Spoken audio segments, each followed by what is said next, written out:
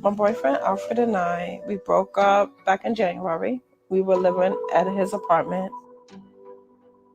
We got back together recently, but we agreed that he would move in with me to help out. Financially, it's a big help because then he gets to help me with the bills here. Isaiah, come go downstairs and help Alfred. I'm such a busy woman, working 2 jobs, and then by the time I get home in the evening, I'm exhausted. Now, like, a lot of things could be done, and I don't have to worry so much about, okay, I gotta do this, I gotta do that. And the suitcase could go in the bedroom. It makes my load lighter. And it just makes everything a lot easier. Yeah.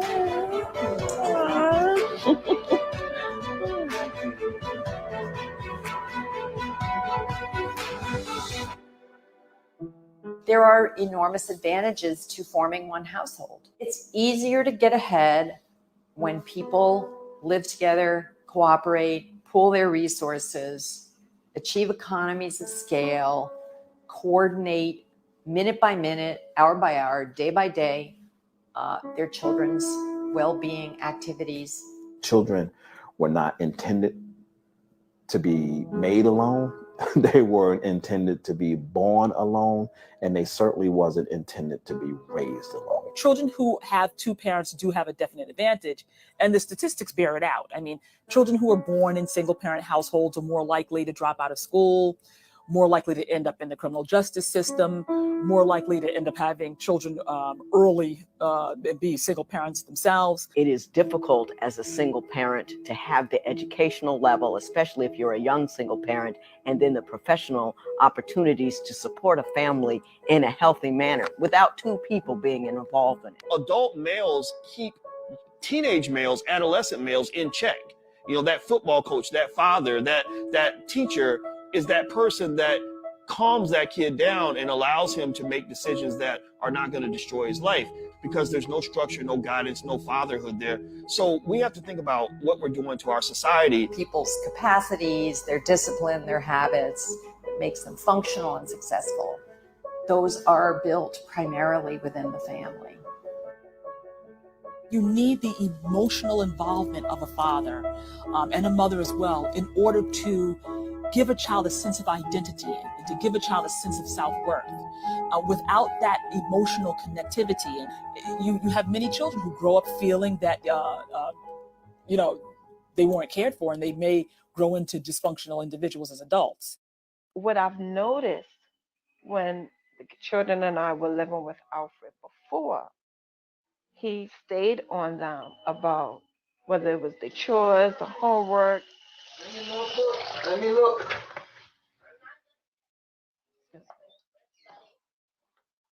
Let me see what you finished.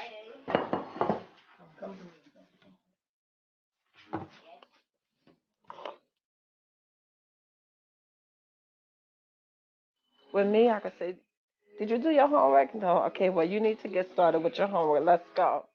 As soon as I turn around and go in my bedroom, for whatever reason, they doing something else.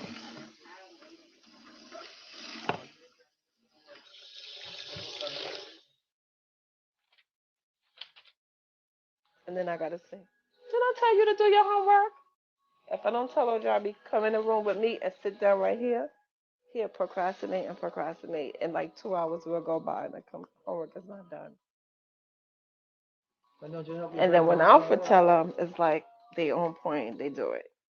I don't know if it's their voice or their presence, whatever the case may be, but children tend to, okay, let's do our homework, let's do this. I'm noticing now that he's moving back in, is going right back into the same mode where like he's staying on the kids and making sure that they do what they have to do. And it's like a relief for me because they listen to him. So I'm kind of glad that he's here for that reason.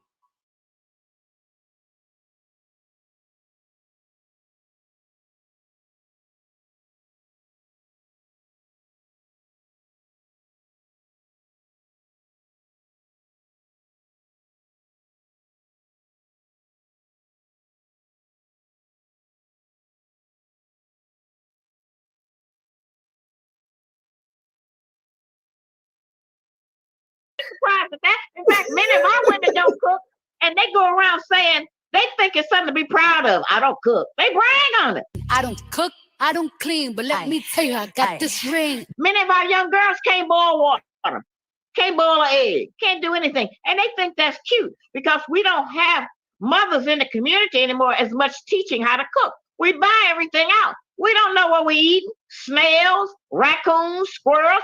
We don't know how to identify meat.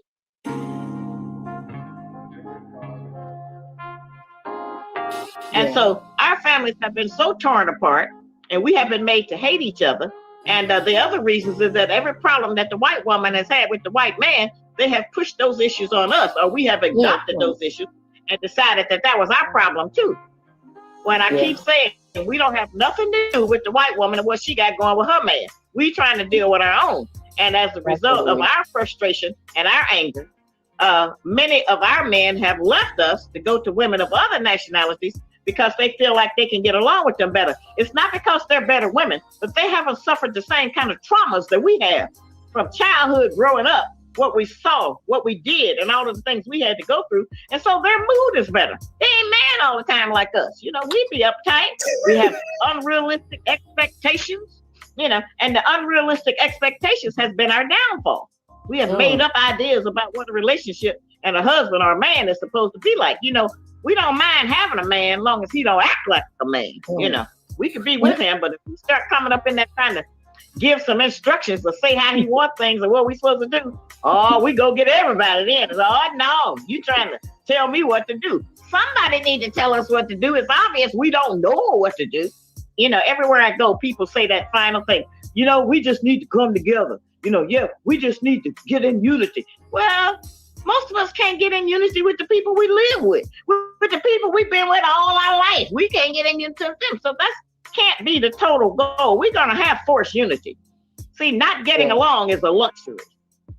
Being able to disagree, break up, make up, and all of that, that's a luxury. But there will come a time based on things that we all need to survive, and where we're going to need a man, where we're going to get past a whole lot of what we got going now. It's just going to fade away. Like Trump said, it's going to poof. It'll disappear. You know, it's not going to be there. But for right now, the man's role would be to protect and provide. Now, when we say provide, that don't mean buy you every kind of weave you want that costs $800 or $900. It don't mean buy you every kind of Gucci and Fendi and Louis Vuitton. That ain't what provide means. He's going to provide direction and guidance, love, affection, discipline for our children, and help with all of those kind of things. Provide ideas. See, one of our problems as black women is that we ain't got nothing to do.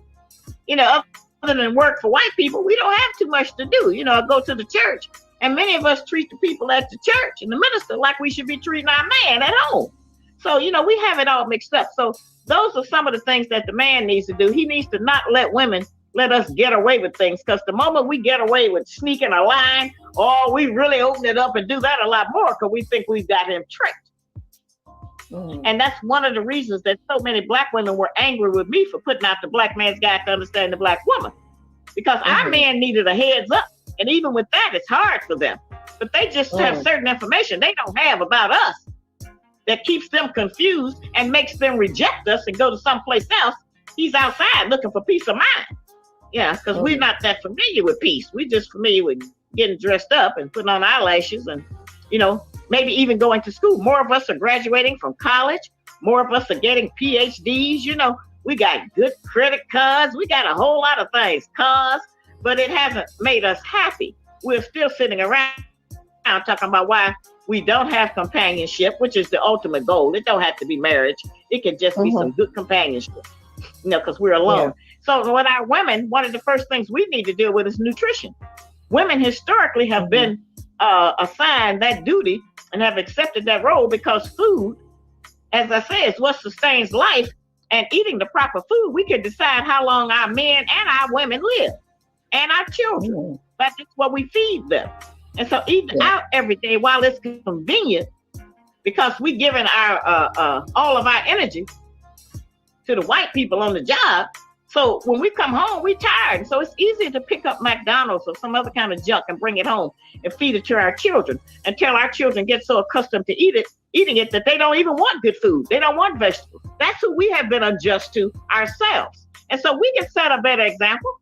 And just cooking. I talk about cooking all the time. I don't know how so many of us have missed that. Cooking food and invite somebody over for dinner. You have somebody at least for some company sometimes, because most of our men are lined up every evening somewhere to buy some kind of filthy, greasy food because they don't have nothing to eat. I talked to a young brother the other day. He told me he don't even know no women that cook. Start with his mother. Yeah, you ain't surprised at that. In fact, many of our women don't cook, and they go around saying they think it's something to be proud of. I don't cook. They brag on it. Many of our young girls can't boil water, can't boil an egg, can't do anything, and they think that's cute because we don't have mothers in the community anymore as much teaching how to cook. We buy everything out. We don't know what we eat. Snails, raccoons, squirrels. We don't know how to identify meat. And so we, as women, our role needs to be satisfied with less. Stop trying to keep up with everybody else who don't own nothing, but try to buy everything that the enemy and the Asians make. We need to pull back some from that. You know, we think that our men only like us for how we dress, or our eyelashes, or our fake breasts, or buttocks, and all of that. That's not what they're looking for in us. And so we keep them so sexually stimulated, overstimulated, that they don't have time to consider anything else about us, because we think that's the only way to get a man, and that's the only value that we have. We have other great values. We are the queen of the universe, the mother of civilization. And so we have other things to teach us. But our women need to lower their dress, stop going out naked, trying to get attention from strange men. Our women need to control their sexual drive, because we'll do anything, go crazy when we have that on us, you know. And what a lonely woman won't do, it's just anything. So we need to pull that back some and come down from so much throwing sex on our men, so that they can have time to consider something else. They don't have the kind of discipline that'll keep them from going for that. So we need to be in the mother, the first one that touch all of the people on the earth. That's what a mother does. We need to set a different example. We need to start dressing our children more modest. You can't wait till your daughter gets 14 to tell her to stop wearing halter tops and booty shorts. You can't do that. You got to start her when she's a tiny little child about being modest, you know, and how to dress. And so people say all the time to me, yeah, you talking all that old school. Now I'm talking about what works, because what y'all got going is not working. Our women are overweight. We big and fat and try to convince somebody that looks good. Our men are overweight. Now you're talking about high blood pressure, diabetes, high cholesterol, heart disease. And so the stress of racism in this country already puts that on us. We're 17, 18 generations up from slavery. And as I said, that's why I wrote that book, Are You Still a Slave? They help us to understand that we're still practicing the same behavior. And we're not always forced to, but as long as we practice the same behaviors that we do and go for the things we go for, then the enemy understands that they still have control over us. And we have lived in a society where our man has been disenfranchised. We have run them crazy at home, and they've been around so many women, they grow up and talk like women and act like women. You know, when we dragging our son to the beauty parlor to get our hair braided, he got to sit in there and listen to women for 3 and 4 hours. Okay, when we take him over to our girlfriend's house and he got to listen to that. Well, see, a lot of that impacts upon his development. And there are some fathers who are unfit to be around their children, or the woman, or anybody else. But then there are a lot of other great fathers who are qualified to help nurture their child and co-parent, but we don't deal with them because we're mad at them. The child ain't mad. Well, we used to identify with being black first and having a black man. But because of the women's liberation movement, now we try to identify as being female, and we got all of this here, you know, black girls do this and black women do that, you know, and we have not come up with a program as black women that honors our men as much as we honor ourselves. Okay? It would not be us if it were not for him. Okay? Well, everything is just a decision. And when a lot of us hear the truth, we don't want to take that truth because it requires us to change and rearrange the fake values that we have been forced to accept. We think to live out here, and many of us think that if we do that, that we will become ostracized. In order to rebuild our nation, you have got to be brave. You have got to step out on the truth, and we don't keep needing a God that we can love. We need a God that loves us. That's different. It's a lot of basic things we have not done that any people who are trying to survive would ordinarily do.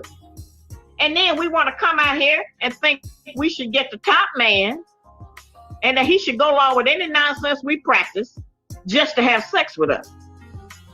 Some people have, and their life is better. Some women have, and some men have. Now, I know that our brothers are broken. Many of them have had such a hard time. You know, we don't even know what it's like to be a black man in America. They're hunted down like wild animals. And they are killed unjustly. It doesn't matter. You know, rather, it used to be in the wrong place at the wrong time. Now, any place is the wrong time for our men. And because of the women's lib movement and the big mouth many of us have developed out here trying to talk and yell and jump up in men's faces, now the enemy treating our women like they treat our men. They throw them down, shoot them, anything. You know, so we need to see these patterns and recognize that all that jumping up and down in church every Sunday morning ain't getting us nowhere. We ain't getting no benefit from that. It's just a play to go and let off steam, let off stress, but it's not building what we need to build. Every black church in America should be donating money to educate 5 or 10 children in their communities. Absolutely. They have the money. Stop giving it to the pimps, to the preacher. He's a master pimp. Women look for a pimp. They want a man that tell them what to do. They just don't want no accountability with it. And so he's out there collecting the money up, living a high life, when the people in the community are in need. Well, it's very important right now because our birth numbers are down. And I don't.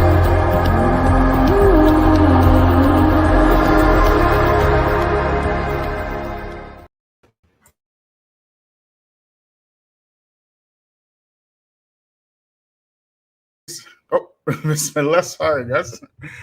Wassalatu wassalam wa rasulullah. In the name of Allah, may the peace and blessing of Allah be upon his last and final messenger Muhammad. As to what follows, family, friends, foes, haters, and hateettes, welcome back to the features that greet you all in peace and love with no hatred in my heart. Assalamu alaikum wa rahmatullahi wa barakatuh. May the peace and blessings of Allah be upon all of you. So before we begin, I want to ask you to please like, please subscribe, please share. Please hit me up on Patreon. As you know, we got a lot of haters up in here. And also, we also have the mirror sites, that is the features on library, that's lbry.com, as well as the features on, the infamous features on YouTube. And please share this broadcast, this, this community meeting for sisters this time, where we'll be talking about the importance of having a black man inside the house and why you are not equipped as a woman to raise a man, but rather it is the man's duty and job to raise the boys to be men. There is a mindset within the black community where black women, they value having children over husbands. And as well as there's this type of culture of putting monetary, like basically measuring the value of men in a monetary type way. You know what I mean? You don't really value the presence of the man in the house. And thus, because you don't value the presence of the man in the house, the man gets treated in an incredibly harsh manner, very harsh manner, very disrespected in the house.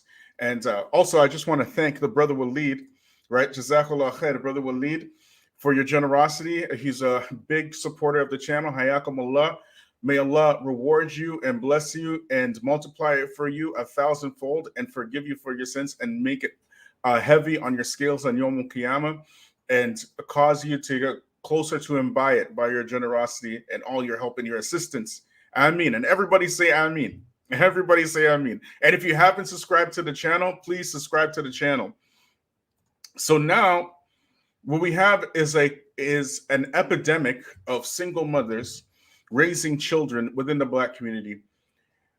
Largely in part, as I mentioned many times, because Black women have a tendency to chase their men outside the house, and they are the majority of the ones seeking to annul their relationships, as the ones who are married get married at a very low percentage, and Black women are the only demographic of any people, including Black men, that are presently getting divorced more than they're getting married, as well as they are chronically single, as we mentioned before, and all these other social problems and issues. So I want to read some. I mean, I found this one today. I was actually quite shocked about this one. I didn't even know this one, right? But I want to share it with you. Like, subscribe, share. Let me just get it up here. Let me see if I can share my screen with you guys. 1 second, guys.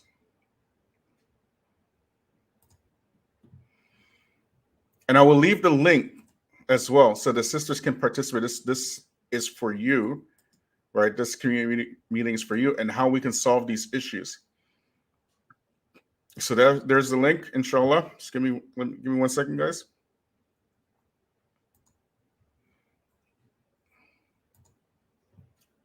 Share.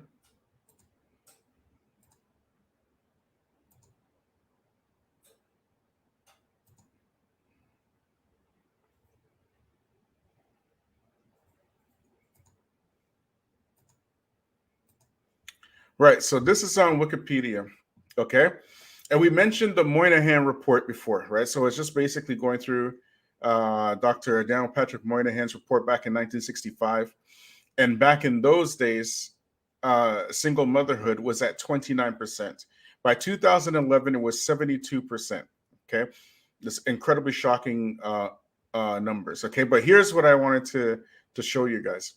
That among newlyweds, okay, 18% of Black Americans in 2015 married non-Black spouses, okay, 18%, okay. 24% of all male newlyweds in 2015 married outside of their race. That's 1 in 4, compared to only 12% of Black female newlyweds. And this is the shocking number here, 5.5% of Black males married white women in 1990.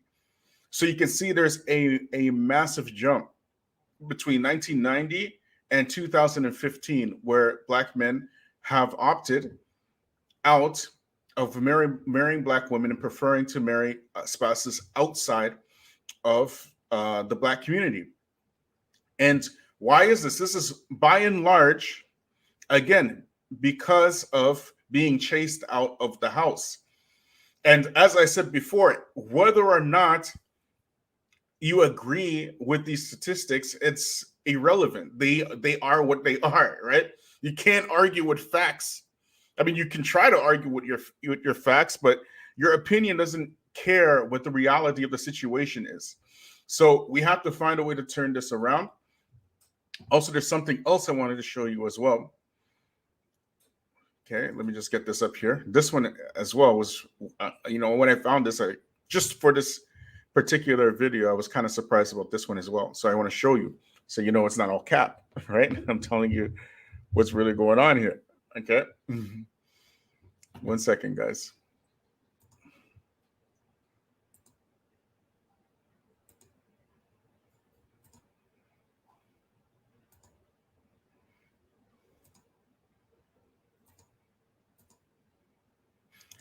Okay, so these stats are out of Canada, okay?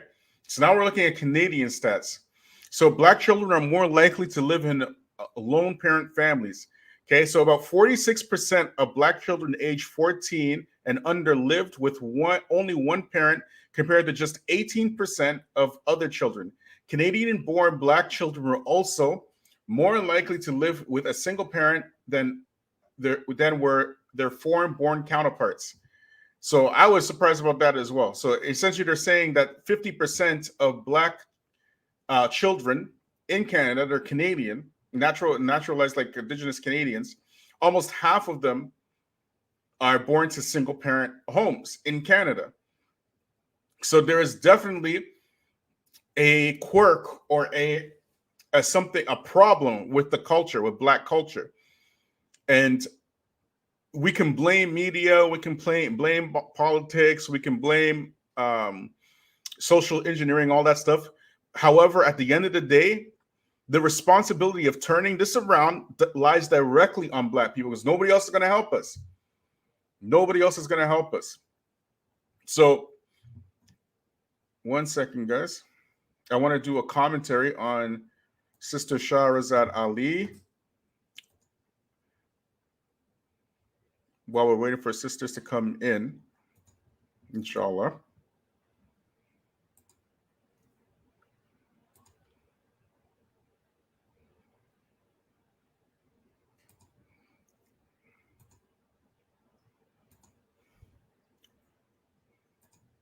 Okay, so this is Sister Shahrazad Ali back in the 90s, and she's giving 7 attributes of what a good Black woman is. Okay, so let's have a look.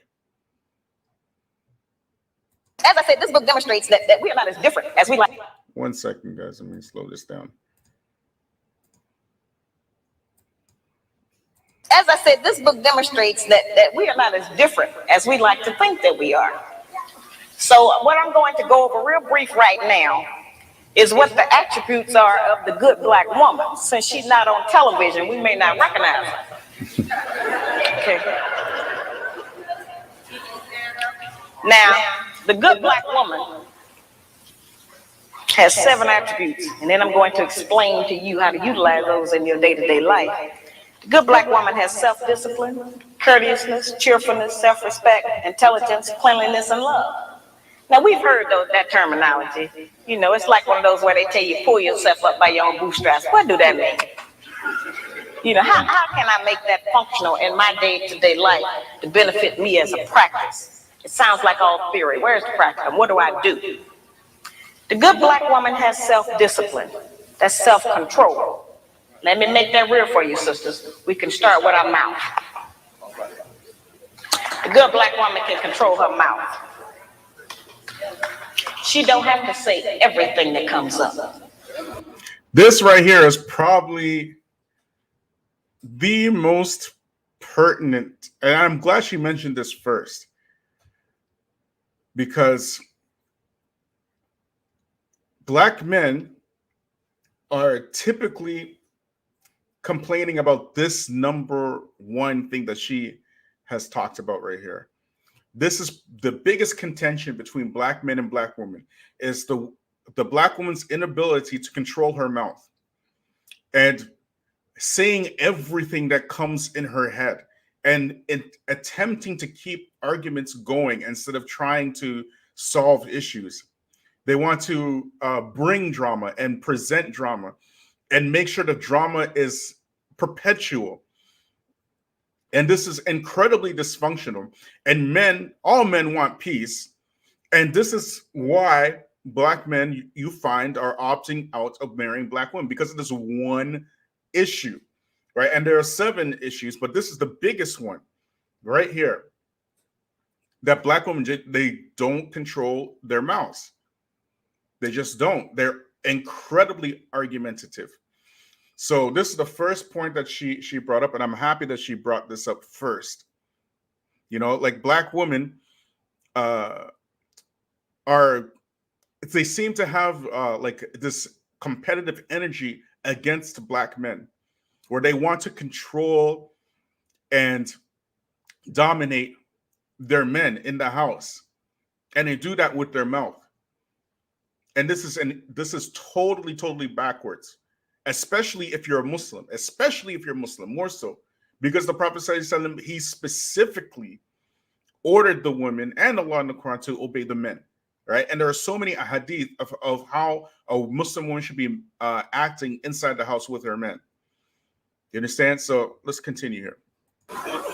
It's okay if he get the last word sometime. You know. She don't cuss in public.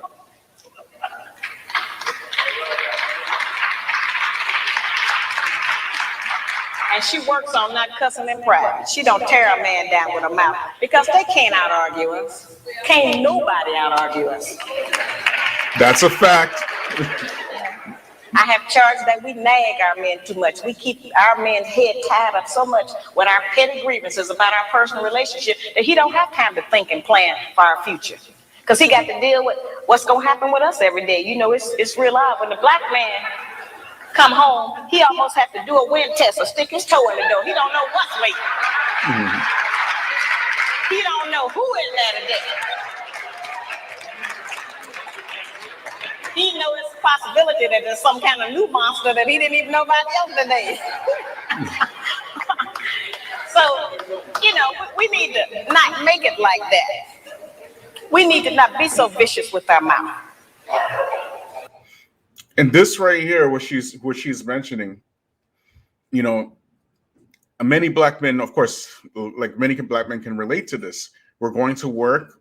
We have to deal with whatever we have to deal with at work. And a man's work is not like a woman's work. It's two completely different worlds. I mentioned one of the other lies before that when I was doing construction, you know, I got called nigger every single day. Every day I got called it, the N-word, right? And because I'm working with Portuguese and Italians, you know, and I was doing construction for a while, and you know, but anyways, I never ever told my wife this, you know, and I only told her this year, and I shared it with you guys like the last live, and she was shocked. You understand? But I never brought that home. And most men, they internalize what they're going through in the world, particularly black men, because our world is not like anything else, you know, especially if you're working with men. You know, it's the men who do these jobs, the men who are building the roads, the men who are building the hospitals and your homes and your cars and your furniture, right? So it's men that are doing these type of jobs. And we're dealing with, a lot of times, with other men who are acting like animals. And if you're black and you have one of these types of bosses, what are you going to do?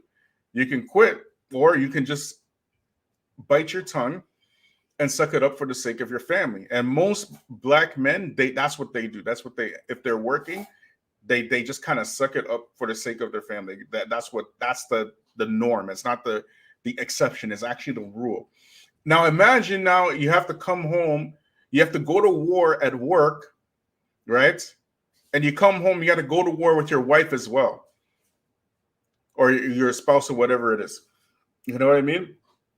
What do you think that's productive, or you know what I mean? That's exceptionally dysfunctional, and it doesn't have to be like that at all.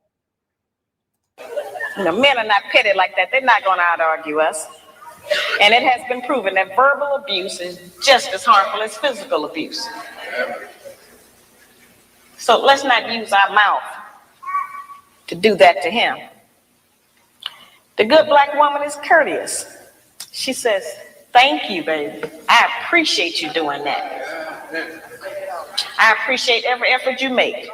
Try harder. I'm going to work with you. Thank you. I know you did your best." Now that's a whole new language.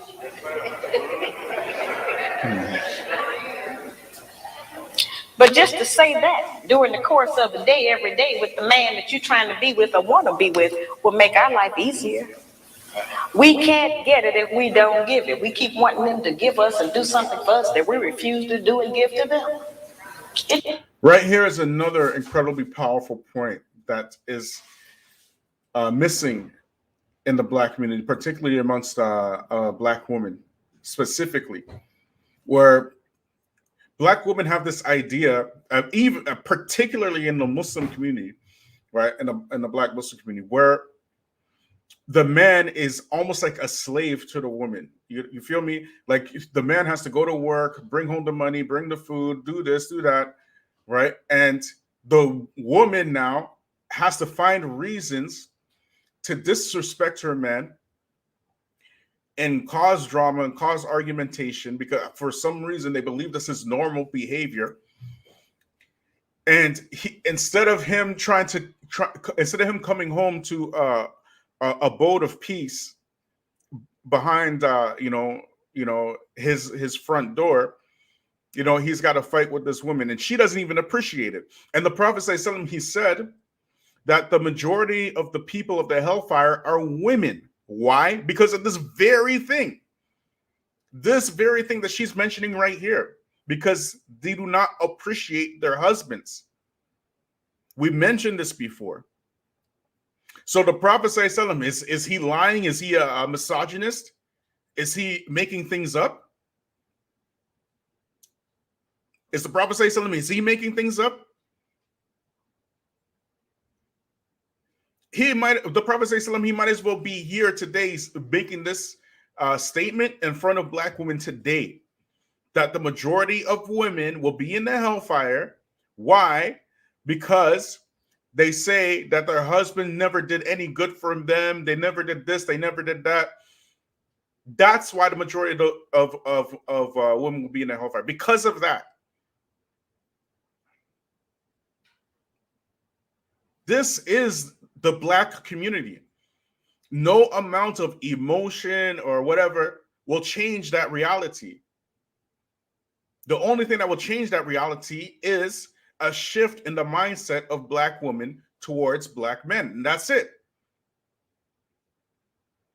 We understand when and where and how this attitude started. And all of that, at this point in time, once you understand that, who are the ones that need to change their attitudes? So just common courtesy. How many black men don't even smile at their husbands, let alone tell their husbands, I appreciate you. Thank you for all your hard work. Thank you for what you do. You know what I mean? Keep going, honey. I know you're trying. I know you're trying your best. I know it's not. They don't do that. Black women don't do that. They do the opposite. How come you didn't give me no money? Like all this kind of stuff. They measure their relationships with black men based upon economics, and that's it. Economics and sexual relations. And this is dysfunctional. And it's a cause of breaking up of the families. You can't even, not even to smile. He walks in a house, or he talks to you on the phone and it's an instant argument. Even just courtesy, just common courtesy like that. Just continue. It don't work like that. The good black woman has self-respect. She don't have to go out naked just to get the attention of a man.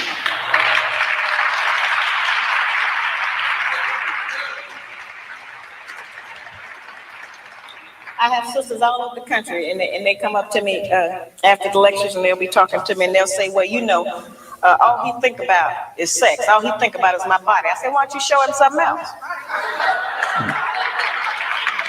And then here's the really good one. They'll come up and they'll have on a weave. They have on false eyelashes, another whole face, false fingernails, and all of that. And then they'll say, but I'm looking for a real man.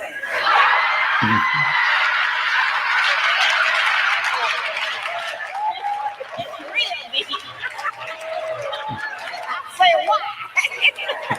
What do you want a real man for?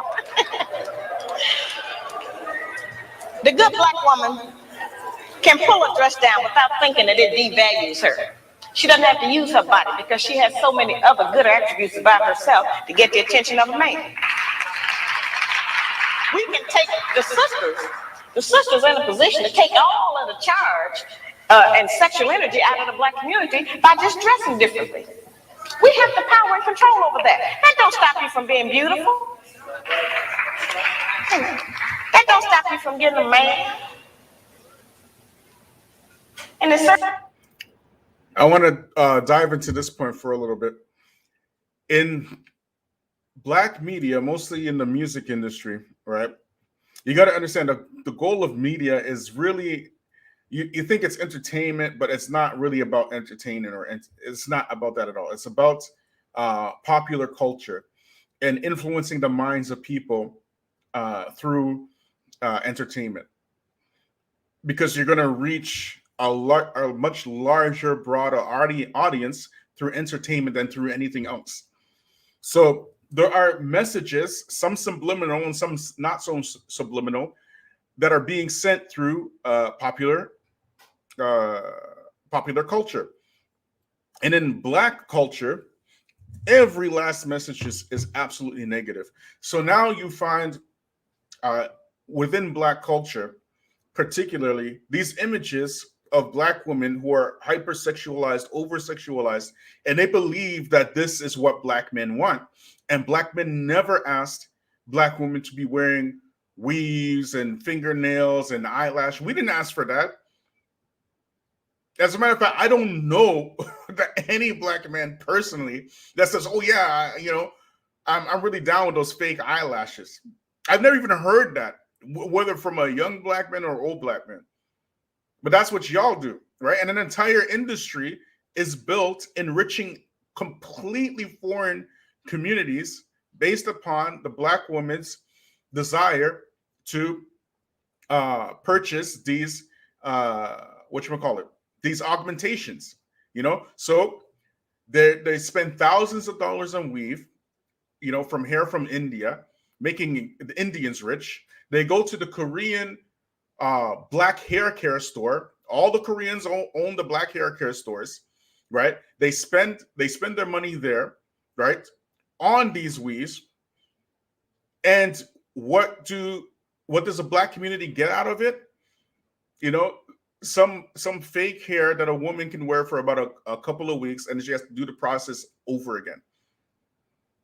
Just sucking the money out of the Black community, where Black men are asking for natural hair. You know what I'm saying? This is actually what they want. They prefer the natural hair. They prefer natural women. We are very happy to be nappy. You know what I'm saying?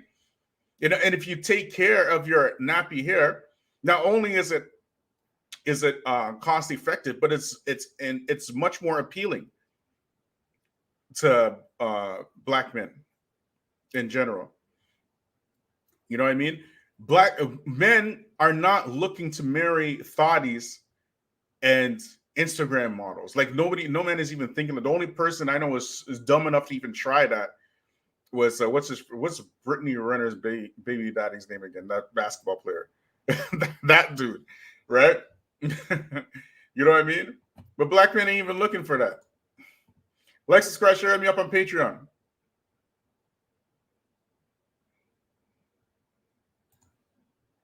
It puts things on the right perspective so some other judgments can be made other than physical. It don't take no knowledge, wisdom, and understanding to have a sexual reaction.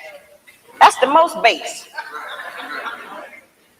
We spend less time doing that than anything else we do.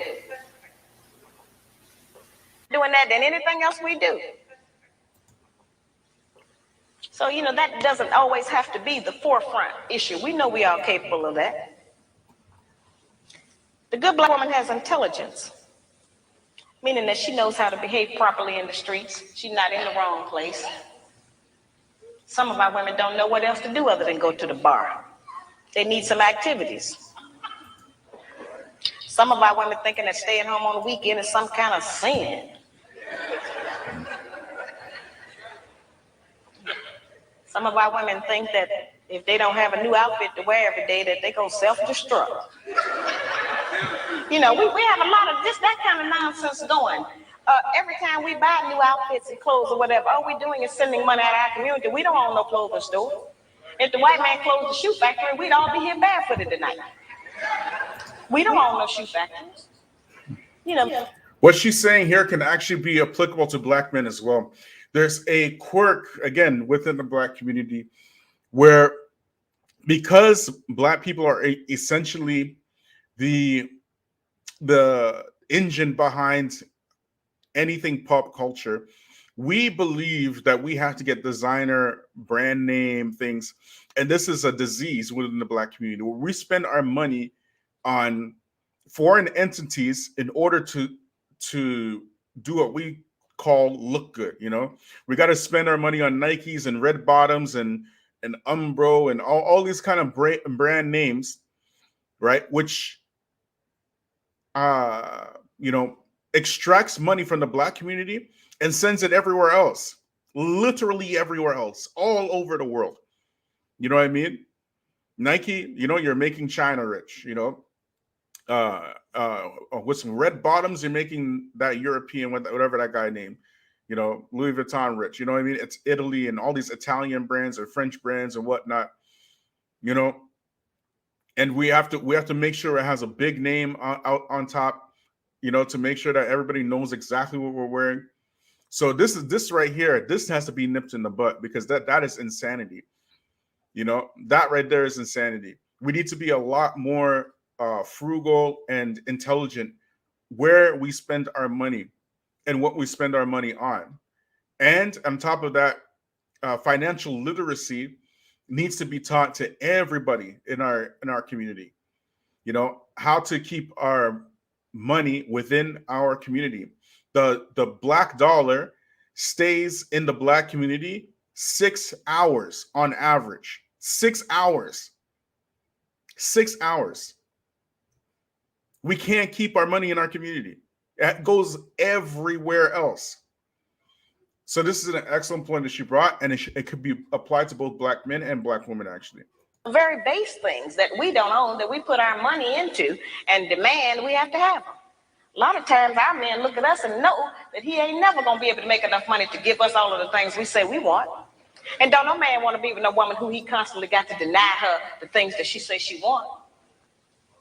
And that represents failure to him, to have to always, not be able to provide us with what we ask for. One of the ways we can do that is to start being satisfied with less. The good Black woman is clean. Now that's a hard one. The good Black woman try to keep the house clean. Good Black woman is clean by her own body. A lot of those things we kind of take for granted, but all of our people don't know about that. There are people who are angry with me because I even described the fact that some of us as sisters don't have the proper personal hygiene, as if that don't exist. We have too much falsehood and pretense going about our condition. Everybody that's dressed up ain't clean.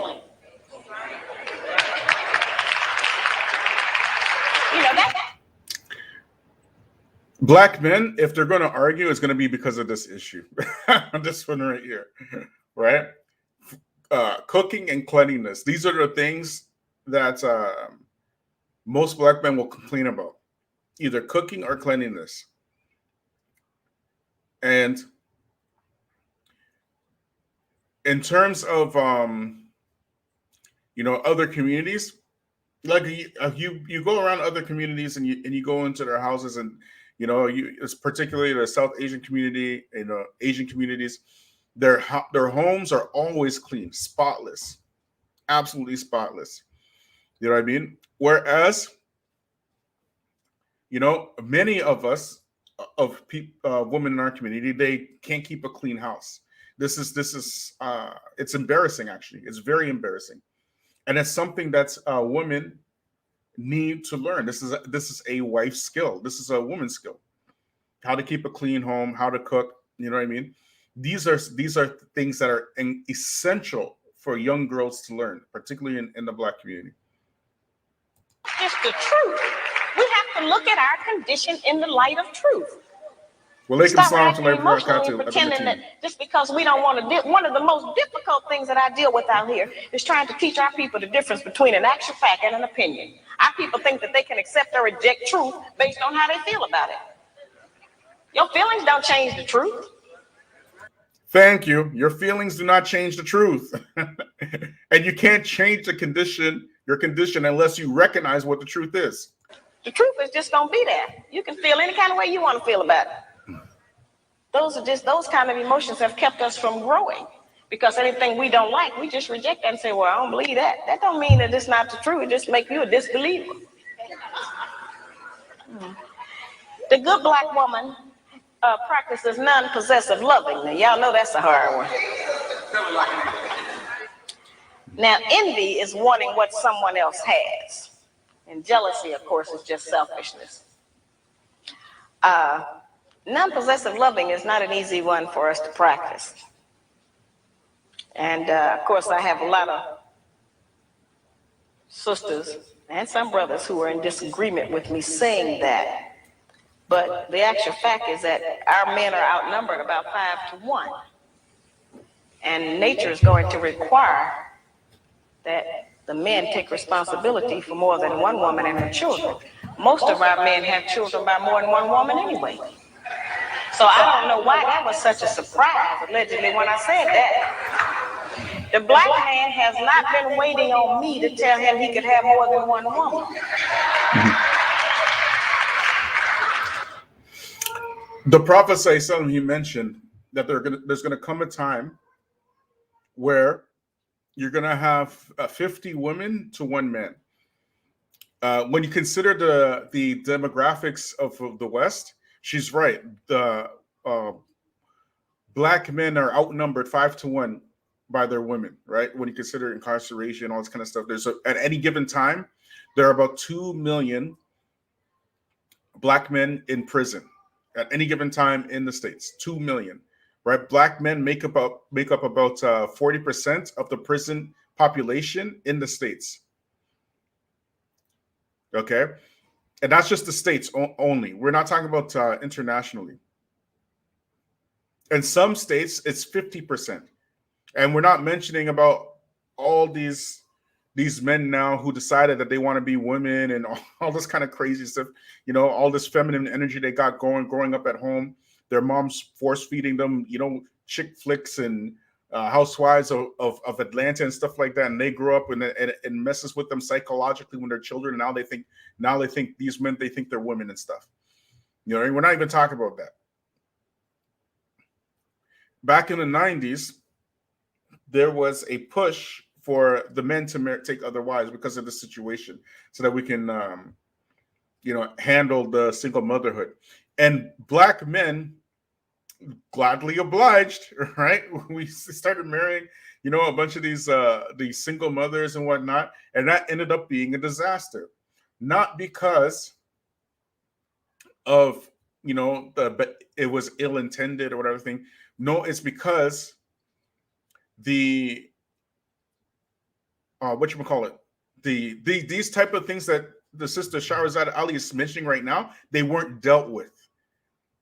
So you bring a man into the house, and you because you're so used to not appreciating a man in the house, that's why you're a single mother to begin with. You didn't appreciate when somebody came and tried to take care of your children. You know what I mean? And many of these marriages just ended in disaster. And we're seeing the fruits of it right now. You understand? So it's imperative that black women figure out a way to keep men in the home. And that requires a lot of humility and sucking up your feelings and looking at the bigger picture. There's a bigger picture to, you know, arguing with your man every single day. Much bigger picture than that. There's a bigger picture that you know, you can't smile because you're angry. The Prophet ﷺ, he said that the angels curse the woman whom her husband has gone to bed angry at her. And the Hur Ain in Jannah, these maidens in Jannah, they say, don't worry, he will be with us soon. You understand? This is a very serious situation. It's very serious. Unless black women start hearing more of these hadith and understanding how serious the situation is, it is not going to change. And this is what you need to hear. This is the stuff you need to hear. Let's continue. You know, I'm in agreement with the rest of y'all. I don't think he should do that, but I feel like you did. There are some things perhaps about the nature of our man that we have been given some definitions about that are not true. There are some things he can do that we call him a dog. We do not have the same capabilities as a man. I am not talking about fornication and adultery. That's something else. I'm talking about actual responsibility of fatherhood and husbandhood of another family. That's quite different from fornication and adultery. We don't have the same capabilities of them. That's right. A man can have 2 homes, 2 sets of in-laws. He can eat dinner at 2 houses, 2 sets of children, 2 garages, 2 separate sets of friends attached to that woman. He can have all of that. We can't do that. We can't cook dinner at 2 houses. We can't sleep with one man 4 nights a week and another one 3. Ain't no man gonna agree with that. We can't have one set of children we leave in one place and go and stay in another place and take care of another set. It doesn't work for us. Now that does not mean that we can't have sex with more than one man. That's not what I'm talking about. I'm talking about just taking responsibility for your children. Thank you. Now certainly every man can't take financial responsibility for all of his children. He can do something. But a man who is spending time with a child is going to do something for it. Because then they'll find out what we have since we've been taking care of them by ourselves. You don't like to always say, no, I can't do it. No, I ain't got it. So the children will make you get it up. You spend some time with it. You know, that's an important thing. This right here is a very potent point that she's making right here. The other day I posted about whatchamacallit. I mean, it was like kind of like a skit from the Sister Natty, right? And it was a skit. We'll just say it's a skit, a comedic skit.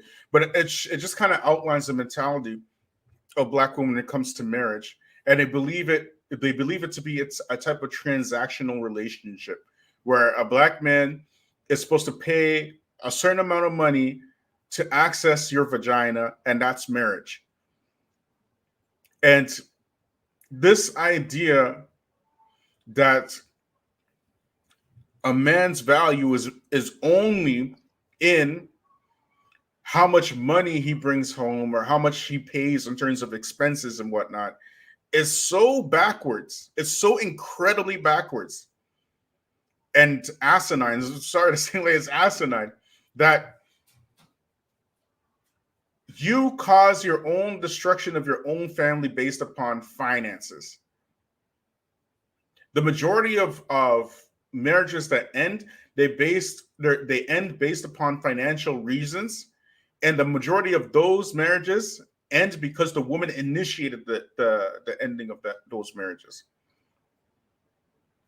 And so, even in the Muslim community, as we pointed out, Black Muslim women are taking their former husbands to the Kafir courts in order to extract wealth from their ex-husbands, because that's all the value that they see in them. Where the value in the man itself is actually in the time. That's the value. And if you assault and attack your man all the time, always never letting him exist in peace, never showing him any gratitude, he's not going to want to spend time with you. He will gladly give you all the money that you ask for if he has it, just to make sure he gets rid of you. You understand? And then you're going to have a bigger problem on your hands. Because there's no man in the house, and you have kids in the house, and you didn't value that man, those kids are at a high risk of other social ills because of single parenthood. So anyways, let's continue. The effectiveness of the principles that I just described, their usefulness has not diminished just because modern opinion has changed about them. There is not a Black man in this room who does not still enjoy that this woman took him a cake. Well, our young daughter is being raised in that's old style. We are not making those rules. Somebody else is, and they're imposing them on us and making us think that we have to qualify under them.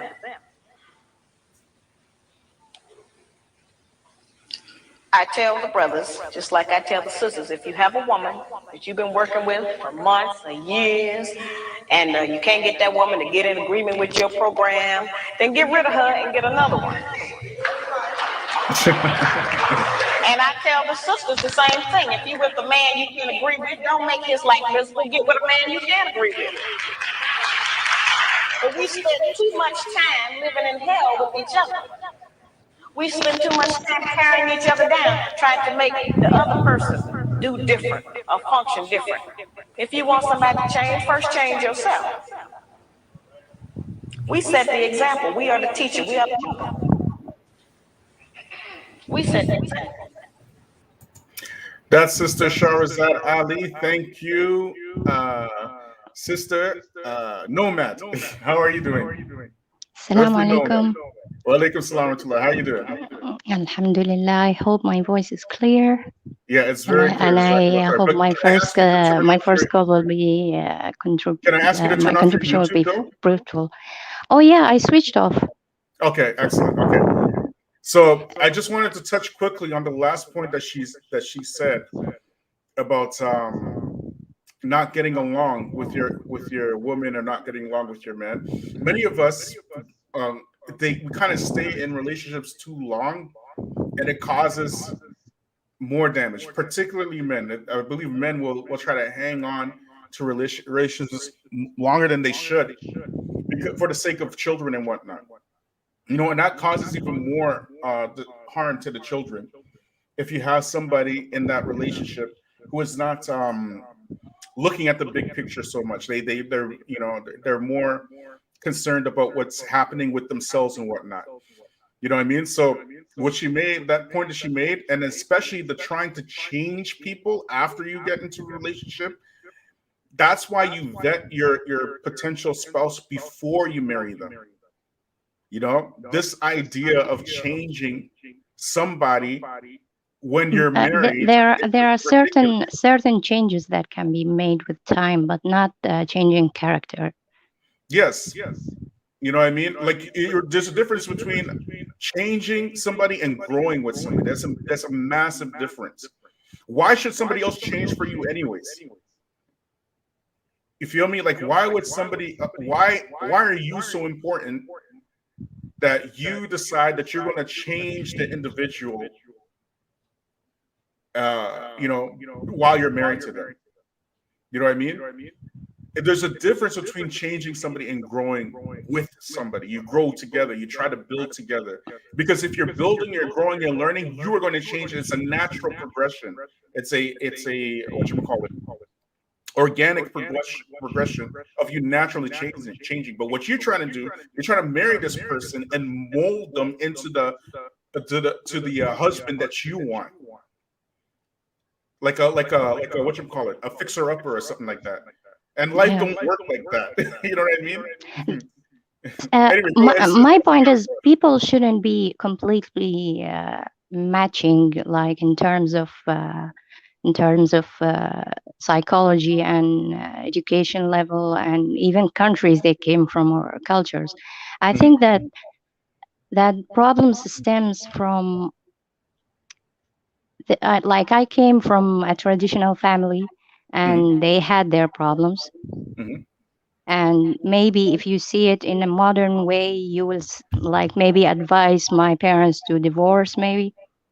Because you have certain things that you look for in the relationship, where in traditional families, the expectations and what a person expects from the spouse is much less.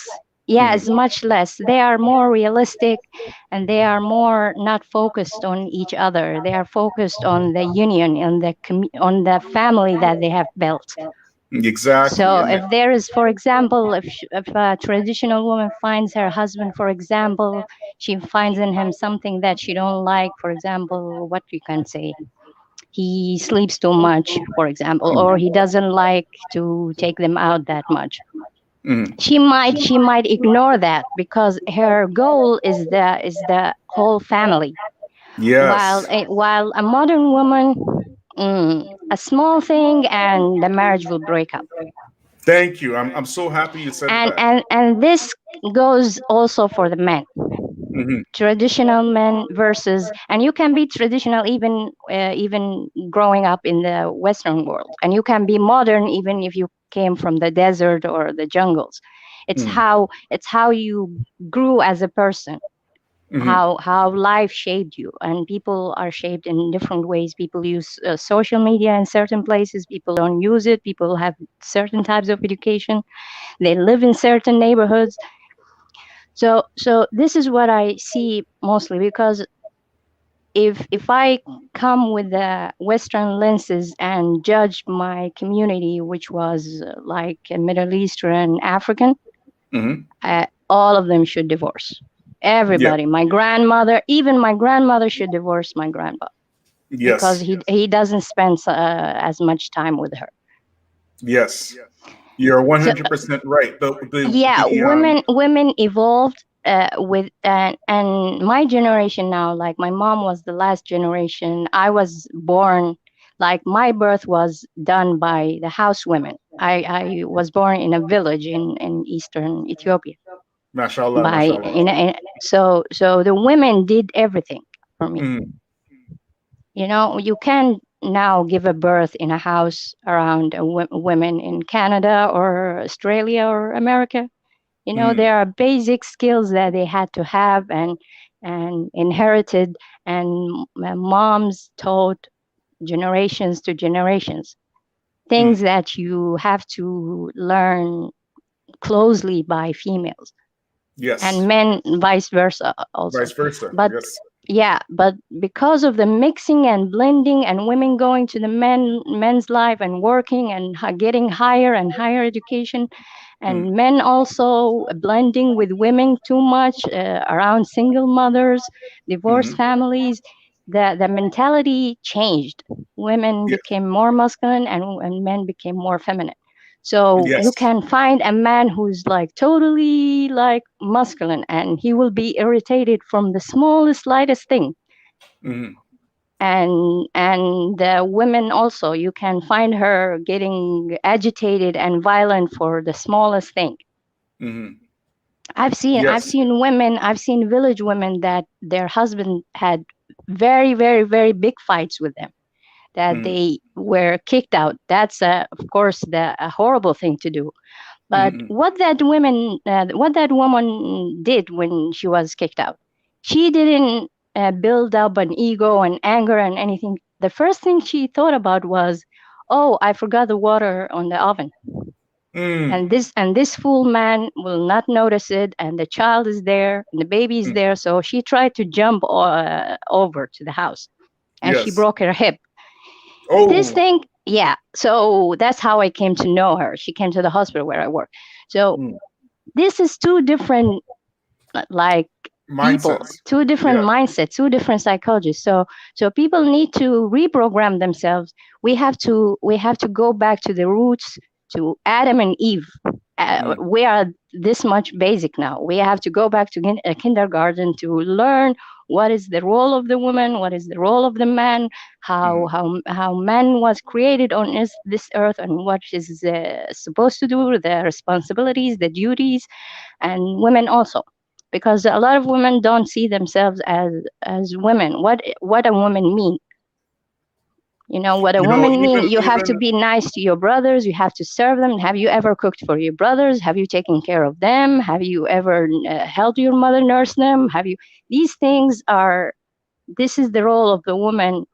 In the family. In a family, she doesn't have to reach the age of being a wife now, and now she will learn. She should have taken care of her brother. She should have taken care of her mother. She should have taken care of her community. Because this is what the role of any woman is on earth. And that's my like simple addition to the chat, because I'm not an African American. I just want to comment what you said about Adam and Eve, because Allah says in the Quran, Ya ayyuhalladhina amanu taqullah. What do you say? خلقناكم من ذكر وأنثى. No, not that one. He said يا أيها الناس اتقوا ربكم الذي خلقناكم من نفس واحدة وخلق منها زوجها. Yeah, exactly. So Allah says in the Quran that, all people, all mankind, fear your Lord, whom Allah has created you from a single soul, right? Who is the single soul here? The single soul, Adam, is Adam, right? It's Adam. وَخَلَقَ مِنْهَا زَوْجَهَا. And then from that single soul, he created what? His zawj, his partner, right? And the way that and there is a mawadda and rahmat. She was created to be this comfort and to provide to. So when he finishes everything, whatever is going outside, and brings food, she will receive him with joy. And yeah, this is like I don't know, because maybe there was no fathers. Because maybe there was no fathers in their lives. Those maybe some of the black women, black American women, they didn't feel the joy of a father entering the house and bringing some sweets and we are running to him once we hear the car, you know, and the keys. And that's one aspect. And the other aspect is, say that there is a man, right? The woman, she doesn't see that man like how Eve saw Adam. You understand? There's no peace. It's instant drama, like instant drama. And this is the reality of black. And another thing, my mom and dad had even physical fights, but everything can happen in my mom reasons for fights were always not like my dad is not bringing enough money. The children are hungry. They're not fed well. These are the issues that they can fight about. She never fought with him for personal things, or you are like that, or you're, you know, everything was within the family. Whatever she saw in him that she didn't like, she had a connection with God. Okay, God will make him better in Jannah. I know he's not perfect, you know, but now at least he should sustain the life for the family. So the fights were within the family issues, like a son is sick, you have to take them fast, why you didn't come, these things. So but and it turned physical, you know. But the thing is, things can turn physical, but not every day, and there is a reason for that. When I see my mom fighting my dad for me or for our finances or for our school, or why you didn't take them there or something important, we appreciate that. There's a reason for that. But if a child understands from even very, very young age, we understand when fights are silly. And I used to even say, give my opinion. Oh, why are you guys are fighting? But but they both understand. They both understand. And my mom never, ever, ever. This is a very important thing. Never bring your husband down in front of your children. This is a code. Wow. This is a code. Whatever he is, you know. And I've seen horrible men with the righteous women raising them, and the child should see the man coming to the house as a Superman, as there's nothing like him. He can do everything for me. Even don't make them feel that he's poor. He's just late. He maybe forgot. You know, these things. Try to not destroy the man's image in the child. Yeah, because even for the girl, yeah, and it's even especially important for girls. You know, it's important for boys, but it's especially important for girls, because it will help her have a like a reference in the future for the husband, for the man she's looking for. Even if the picture is fake. Right here is it like it really hits home, because you know, the bringing down or the debasing of the man inside of the house is something that is normal in Black society.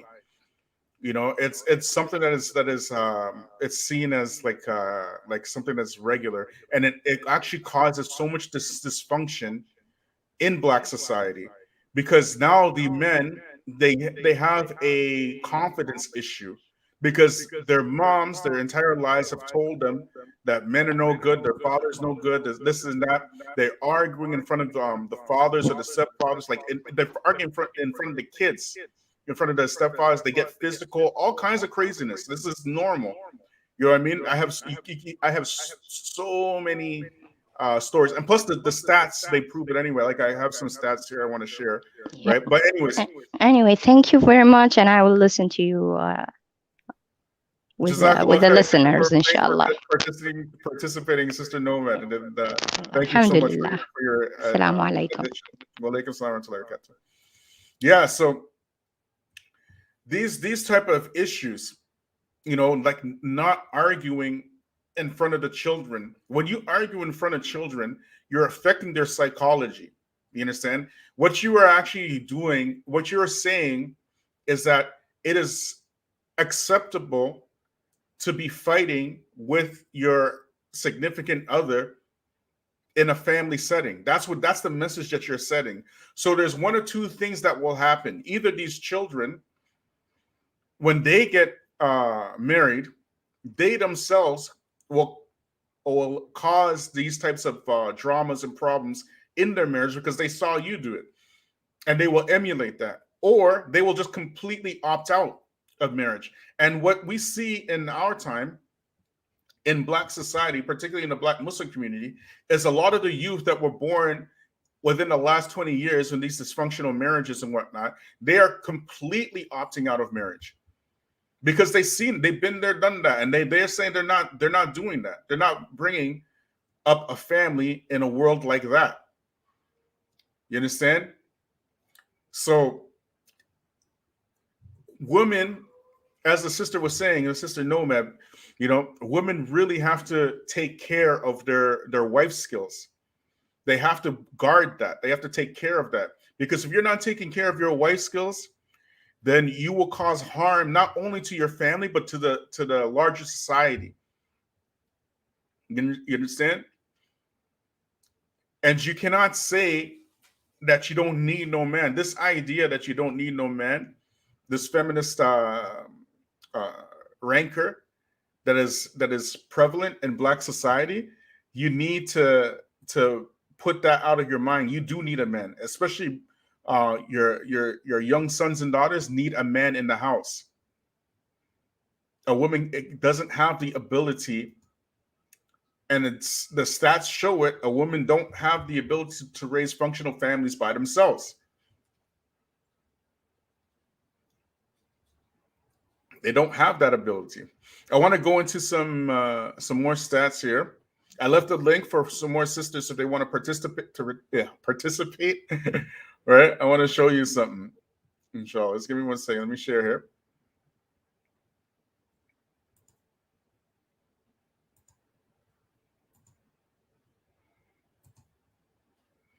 Where are we here?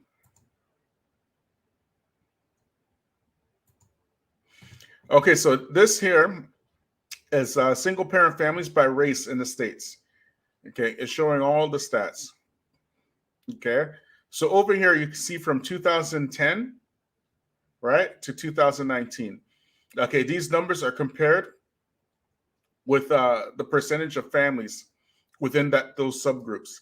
So it's saying here, by 2019, 64% of all Black or African American families are single mother parents. Okay. The next closest one are American Indian at 52%. So you see that we are 12% more than the next closest ones to us. And on top of that, if you look at this number, right, when they're saying Black or African American, you can read it yourself, right? It's at the data center .kidscount.org, right? Or datacenter.org rather. You're right. You can read the numbers yourself. They're including African families in this as well. So we know that African families are typically more stable than the original Black families in the West. You understand? And that's why the number isn't, in my humble opinion, is not higher than it should be. You understand? So you can see here the total number of families, Black or African American families that are single parent homes by 2019 is almost 6 million. 6 million families. 6 million. 6 million. They're not even 6 million people in Toronto. That's how much, you know what I'm saying? It's more than a lot of cities. It's more than a lot of cities. This is a crazy number. And why is this happening? It's because we have normalized the strong, independent Black woman.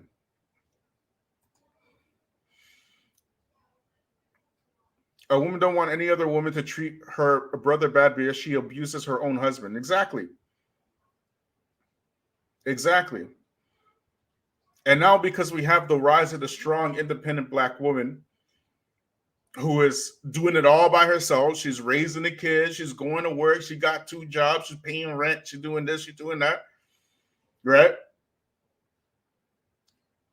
She don't have to do that. She's choosing to do that because she believes that her strength is in her leadership. And I'm very sorry to say that women are not leaders. As a matter of fact, they make horrific leaders.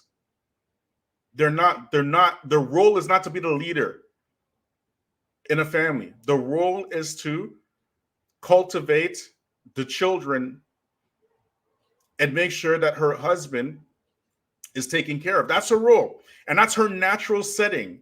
And that's the setting that she's well suited for, because women are natural nurturers. So she will spend her existence in a nurturing environment. But when you put a woman in these types of like, they don't want to be the leader, you know, the breadwinner, the go-getter, the this, the that, you know what I mean? This is what you get. You understand? This is what you get. And all of that is completely opposite of the nature of the Black woman. You need a man in the house. You need a man in the house. You understand? And it's more than just about financial gain. It's so much more. If you continue down this path of chasing men outside of the house, then you're going to see even more Black men opting out of marrying a Western Black woman. That's just the reality. They're doing that now anyways. As we mentioned, that 25% of married Black men have married outside of the Black community. It's not my numbers. The brother Bilal didn't make this stuff up. This is happening right now as we speak. If Black women, if you respect yourself and you love yourself, then make sure you learn wife skills. Salaam Alaikum, Sister Rabia. How you doing? Well, just just working. There's the only one thing that I somewhat disagree with in this whole thing, and it's about the financial aspect.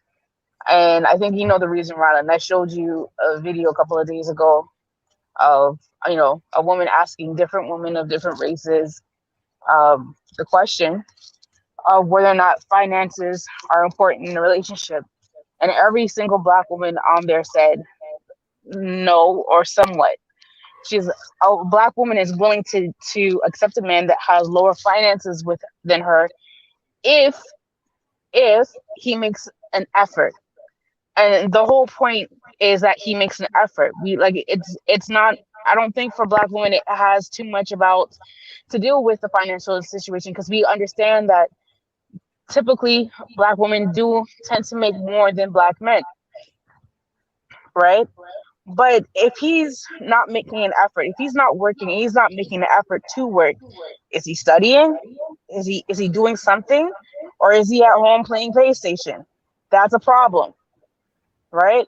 So a Black woman is willing to accept the fact that he doesn't have a job if he's doing something else that is in contribution to the family and to himself. But if he's just sitting there not doing nothing, then that's a problem. Okay, so that's the The issue I have with this is three things. First of all, the first thing is that this is anecdotal, right? The second thing is that the evidence, when you look at the stats and the numbers, it doesn't support this, because the majority of divorces that happen are because of financial reasons. That's just a fact, right? So a woman will say something in a survey. They can say whatever they want. Like anybody can say anything that they want in a survey. But when you look at the actual data, what is the number one reason that Black women are getting divorced? Or we put this out there last week anyways. I believe it was last week. I can't remember. What was the number one reason that Black women are getting according to the stats, it's finances. Okay, it's finances. But then again, it's finances. Okay, so we can only go by what the data is saying, right? But that doesn't necessarily negate or what I just said, though. What do you mean? How that doesn't because, like I said, we can deal with the fact that a man makes less money, but is he making an effort? If he's not making an effort, then that's a problem. Yeah, like I said, this is anecdotal, right? This is something that's okay. So the financial what is the evidence saying? Because he's not making an effort. Okay, Absolutely. But what is the evidence saying? Is the evidence saying what you're saying? But we're not disagreeing. That's what I'm saying. You know what I mean? That's the point. Because any woman at any time can say, okay, I'll stay with him if he's making the effort. This right here, again, this is something that, okay, it's just opinion. You understand? When you get down to the nitty-gritty, we are not disagreeing, though. We're definitely not disagreeing. Mm-hmm. Finances is an issue, but the reason behind it is what I'm talking about.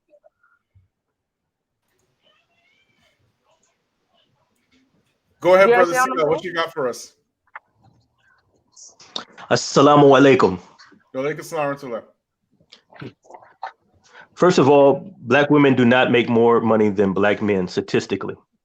Statistically, Black men make more money than Black women. That's one. 51, over half of Black men are in America are in the middle class. They're unmarried and they don't have children. So one of the problems is that a lot of Black women perpetuate negative stereotypes about Black men that have no roots in facts or statistics. They're just tropes that we just keep repeating in the Black community about Black men who don't work and Black men who don't make money and Black men who sit around and play PlayStation all day. The problem with the women who were, whatever women were in that video is one of the problems in the Black community is that some Black women are willing to get with Pookie and Ray Ray. They're willing to have a baby be impregnated by Pookie and Ray Ray and pass up actually good men who earn good money and who could be husbands on purpose. Because some Black women, not all, but some Black women prefer a weaker man. They prefer a man that makes less money than them because then that man can't make demands on them and they can exercise their feminist ideals. Yep, and we see this actually playing out with what's that? The actress that played Precious, like it happens a lot in the Black community. Precious, the tennis player Serena Williams, all these Black women who actually married down, right? Because they know they can control these men. You understand? And so that's why I'm saying. Well, that's why I'm saying, like, to say that the Black man, if he's just playing PlayStation, what are the stats of this? That's what I'm getting at. You know what I mean? What are the stats? I don't know any Black men that sit around and play PlayStation. So, but a lot of Black women have this imaginary Ray Ray. Ray Ray Pookie and Ray Ray sit around and play PlayStation. Yeah. But statistically, the vast majority of Black men are out working and earning more than Black women. And I want to also to for Sister Rabia as well, like, Brother CL, he made a very important point. There's a difference between a man who's actually looking for marriage, right, and a man that you keep around because he's just a warm body to sleep with. You know, I mean, there's a world of difference here, right? There's a world difference between a Pookie and a Ray Ray and a man who's actually seeking marriage. So that's why I'm saying that the statistics actually say the opposite, because we're talking about men who are actively in relationships. Like if you look at what happened with the pandemic now, you know how many relationships broke up because of finances. You know what I mean? A lot of relationships broke up because of finances, right? And majority of them were initiated by women. You feel me? So that's why, like the anecdotal arguments, like the guesswork arguments, is really like, what can you do with that? You can't really do much with that, because you're talking about like hypothetical scenarios now, right? We just want the hard data so that we can help ourselves pull ourselves out of these situations. Sister Tika says she had to jump after work. No problem. Come join us anytime, inshallah. Right? Come join us anytime, inshallah. Right? So, but I hope you understand that, right? Is that it's not. I'm sure there are some. Of course, there's some men who will play PlayStation, but what does the data say? That's what I'm asking. What does the data say? Does the data support relationships breaking up because of finances or not? If the data supports that, then we have to deal with that. Right?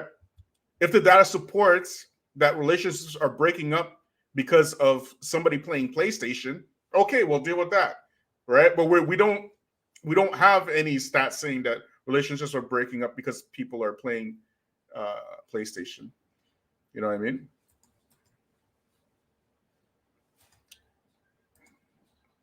Brother CL?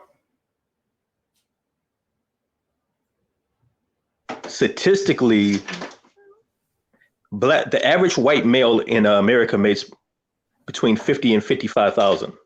The average black man makes between 40 and 45,000. So the average black man is making maybe $10,000 less than the average white man, first of all. Yeah. So, and the average black woman is making less than the average black man. The average black woman is making somewhere between 30 and 40. Mm-hmm. So so again, these stereotypes of the black woman who goes off to college and she's got a job and she's got a degree and she's killing it. She's slaying it with all this money, and the black man, he's just, smoked out on crack, on the down low and playing video games all day long. It just kills you how it's bad enough that the white America and white North America has stereotypes us, but then black women do the same exact thing to black men. Yeah. So all these tropes and all these stereotypes.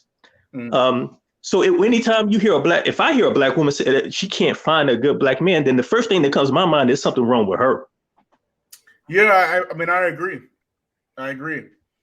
Because it's just not true. Black men tend to want good black women to begin with, right? The ones who are working, the ones who are going to school, the ones who are, you know what I mean? If you're talking about Pookie, if you're around Pookie and Ray Ray, then how are you asking for a good black man if that's what you're looking for? You see what I'm saying? You go to Walmart and you're asking where the Lamborghinis. Like what? You know what I'm saying?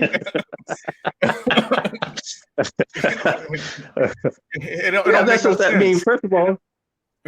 But see, there's more psychology in that, because there's a self-righteousness in all of this, because I can talk about how I'm going to school and I got a job and I'm working while my man sits and plays PlayStation all day. There's a righteousness that I can play on. I'm better than him, which is part of feminism. The woman being better than the man. Mm-hmm. Mm-hmm. Because if you actually got with a man who was about something, then you wouldn't have that card to pull on him to try to prove you're better than him. You would actually either have to submit. We're not saying that the sister, that's where her mentality is, but we're saying that this type of mentality is absolutely prevalent within the black community. And Black women have to recognize it, because you might speak like that and not even know that you're speaking in a manner that is actually showing self-righteousness and actually contributes to the destruction of the community by and large. You know, let's just deal with the crux of the issue here. You know what I mean? But anyway, continue, brother. Yeah. And as a man, we all know, everybody knows there's certain the rules to the game, that the nice, it's almost as if with some women, the nicer you are to them, the more disdain they have towards you. We've all seen that. So the nice, quote unquote, the nice guy, the guy who doesn't have quote unquote flavor, doesn't got swag about him, who doesn't press all your buttons and turn you on from a sexual marketplace value type angle. Yeah. That guy gets passed up, even though he may be actually the perfect husband. And those types tend to be the husband types anyways. You know what I mean? Exactly. It's the Pookies and Ray Rays that are absolutely not the husband types. Those are the ones who are like, if for argument's sake, playing video games, you know? Yeah, but even in the let's break it down to the Salafi community that we talk about. Even in the Salafi community, you have brothers who would walk around talking about, I'm wearing the throbe every day. You know, I'm like, these Kafirs ain't gonna have me not wearing no throbe for no job. You know, you ain't gonna do this to get me to work no job. Rather sit in the masjid wearing the throbe, saying I'm a student of knowledge all day long, not going to college, not working.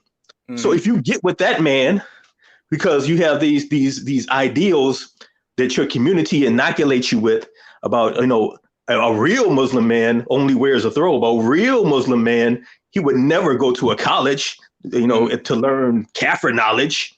A real Muslim man would never, be a plumber or a lawyer or he has to be a student of knowledge, So no wonder you have financial problems.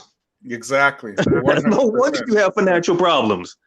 How can someone like that, how does the average person like that can earn anything to support a family or a wife? But the brother who's he's working all day and he comes to the masjid wearing, some khakis and a button-down shirt, you look down on him because you judge that he's not on the manhaj. His Akida must be off because he's wearing slats, it's just a silly way of thinking. It's a silly way of thinking. Very immature. Right on the head right there, bro. I'm very happy you brought that point up, because that is exactly what's happening in the Salafi community. Exactly that. We look down on secular knowledge. We claim to be tulab al-ilm. That's just a claim. But what it really is an excuse for unaccountability and laziness. That's it. To wear a thobe all day, go to the masjid, read Usul al-Thalatha 4 or 5 times a month in English, and say that you're a student of knowledge.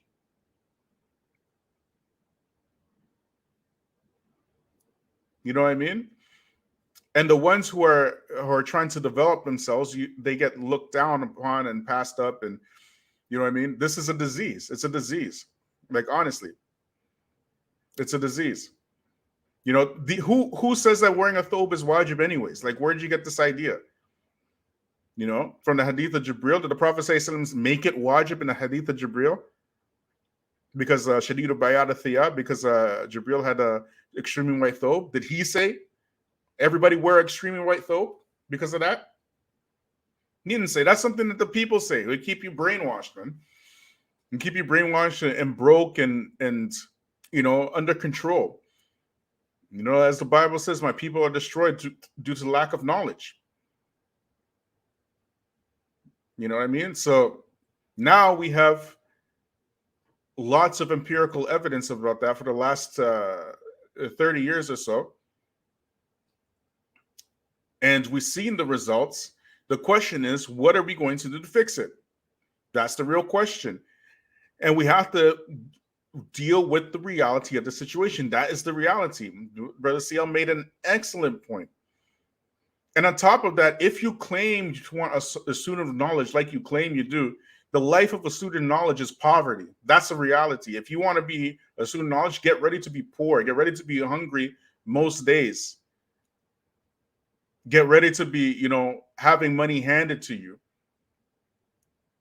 because you're too poor to make any money. That's the life of a student of knowledge. Are you ready for that life? Are you ready to eat bread and water every single day? You're not really ready for that. It's something like nostalgic. It's something that people talk about because it sounds honorable, but really most people aren't even ready for that. And then when you marry the student of knowledge and then he's in his books and he's not giving you time and whatnot, and then you get pregnant and you got a baby and you're already broke and now you have a hungry baby, then what are you going to say? You know what I mean? So wife skills trump everything. Wife skills trump everything. This type of passing the buck on the man that is prevalent in the Black community, it needs to stop. It really needs to stop. Why are you focusing on what the man? Focus on what you're doing. Do you know how to cook? Do you know how to clean? All this kind of stuff, right? Why are you worried about men who are playing PlayStation and stuff? You know what I'm saying? But you get my drift, like you need to be focused on yourself. The women need to focus on themselves. They need to focus on themselves in terms of wife skills. They're focusing all on the wrong things. And when you start pointing your fingers at other people, you're not focusing on yourself. You're just passing the buck. Salaam Alaikum rahmatullahi wa barakatuh, Fatima. Wa alaikum assalam wa rahmatullahi wa barakatuh. Jazakallah khair. Alhamdulillah khair. Doing well. How are you? Alhamdulillah, alhamdulillah, alhamdulillah, alhamdulillah. Very happy to have you on. Alhamdulillah, mashallah. Long time supporter, mashallah. Jazakallah khair, barakallah feek. No, alhamdulillah. I think, as you're going through this and I'm hearing all of this conversation about families and what it takes to have a successful family, I think we've been sort of conditioned to be completely delusional about the realities of what it takes in order to have a successful family. And I can say, I think when I was first married, I was like that too, in the sense of like not understanding the challenges that come up. And it's really making sure that, we all look at our character. And everything, especially from an Islamic perspective, it's all about intention. Like, what's your intention when you're going into a marriage? Is it really to build a family, to build a community? Or is your intention something else? Because that's where the barakah comes from, right? And so in addition to learning the wife skills, which I agree, that's so vital. It's also about having that character where you are humble. Like, you need to be so humble and so patient in a marriage. And when you are in that masculine frame and you're at work where everyone is, you can't be humble in order to be successful, it takes a really long time to sort of to break away from that frame. And especially if you're working all day and then you come home, like you're still in that frame, right? And so it's really important that we try to understand like what it takes in order to be humble, so that, when there is a disagreement between you and your husband, or even being patient with your children, subhanAllah, like it takes a lot of that. And so I think that's why as a community, we've become so arrogant that it's hard to think outside of ourselves, right? And that's where I think that we really need to sort of put our resources in trying to rectify ourselves. Humbleness, patience, understanding that it's going to be challenging. At the end of the day, like, this life is a test, subhanAllah, right? And so you're going to be tested in your marriage, you're going to be tested through your kids, you're going to be tested in all of that, and having the mindset that you're going to be tested, and then, being self-aware. I think that's really helpful. From a financial perspective, I agree. At the end of the day, you could marry someone that is poor, let's say. You'll get to a point where you're not going, that love and that endorphins and all of that oxytocin is going to rub off, and you could be in a marriage after 5-6 years and you're gonna be like, okay, where is this going, right? So like you say many times, pushing our boys towards the trades, that's where a lot of the especially I'm Canadian as well, right? I live in Western Canada, so a lot of the rural Canadians, like a lot of their men are in farming, agriculture, in the trades, right? And they have a lot of money. And so if we can, sort of pool our resources and put a lot of our boys into trades, and that's, they're a lot of the boys, like they're not, I'm not saying like they're not fit for the university, but I think like they would enjoy the trades a lot better, and there would be a lot of self-confidence. Well, like I talk about this a lot on my channel, sister.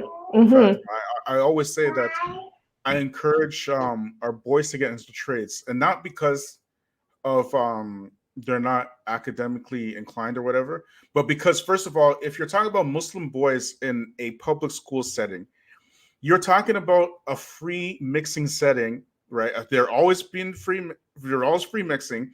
They're being set up to fail in those settings as Muslim boys. You understand? If they get into trades, they're going to be in male-dominated environments. The quicker they get into these trades, they will be making comparable money to doctors and lawyers and these type of things. Right? Exactly. And then with financial education as well, like making sure that we have programs in place, because you're going to be making good money right away. And so making sure like they have a sense of how to budget, how to invest, how to make sure that you can live. And especially, when you talk about life skills, like that's it. As a woman, we need to be able to support our husbands, because in trades, like, it can be like off and on sometimes. So being able to understand, okay, so if you have a budget, for example, how can you make do? Like learn how to bake bread. Baking bread is about 30 cents compared to how much a loaf is. Making sure like you know how to make soups, for example, because that can stretch your meat a little bit longer. Like really organizing yourself and transferring the organizational coordination management skills that you learned in your workplace, apply it to your home, right? Support your man the same way that you support your boss, and like the respect that you have for your boss. Like there's a lot of things that you can transfer, but at the same time making sure that you really work on yourself and go through that trauma, and because that's the other piece as well, right? Just really working on yourself and making sure that you try to get away from that frame and think about others. At the end of the day, like this life is about how you can serve others, whereas on Yom al-Qiyamah it's about nafsi, right? So that's another piece as well. So and family is, if there is no ummah without family, you understand? There's no black community without the black family, and it's important, so important for black women to understand that, right? So what you got for us, Sister Rabia? Okay, so I'm back. Sorry about that. I had to go because I had to deal with a client, but I just wanted to say that the whole Ray Pookie thing, that's not me, and that's not where I was coming from either. But I have seen situations where everything starts off copacetic in relationships between Muslim men and Muslim women, and somewhere down the line, I've seen where it falls off, where the brother no longer makes the effort. I'm not talking about a stat. I'm talking about things that I've seen personally, right? And let me finish. I understand your experience, right?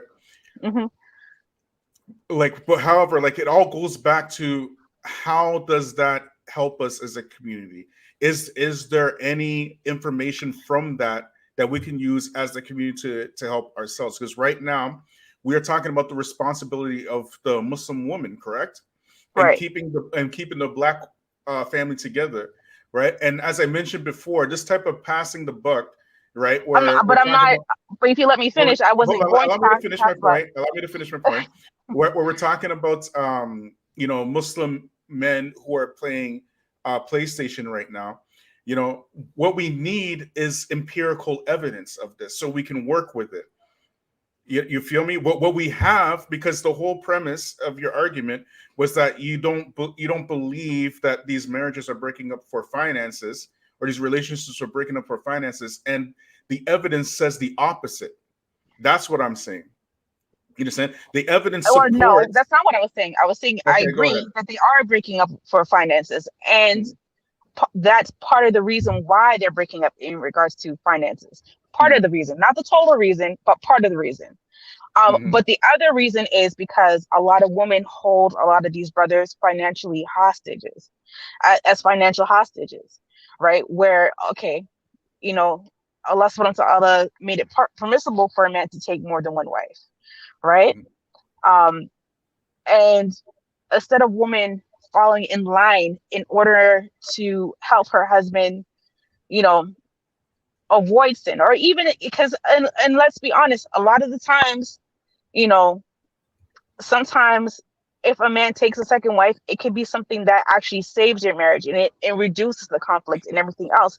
If we don't think about it selfishly, if we don't let our emotions get involved, if we don't let the jealousy get involved in everything else, this could be something that can actually save your marriage, right?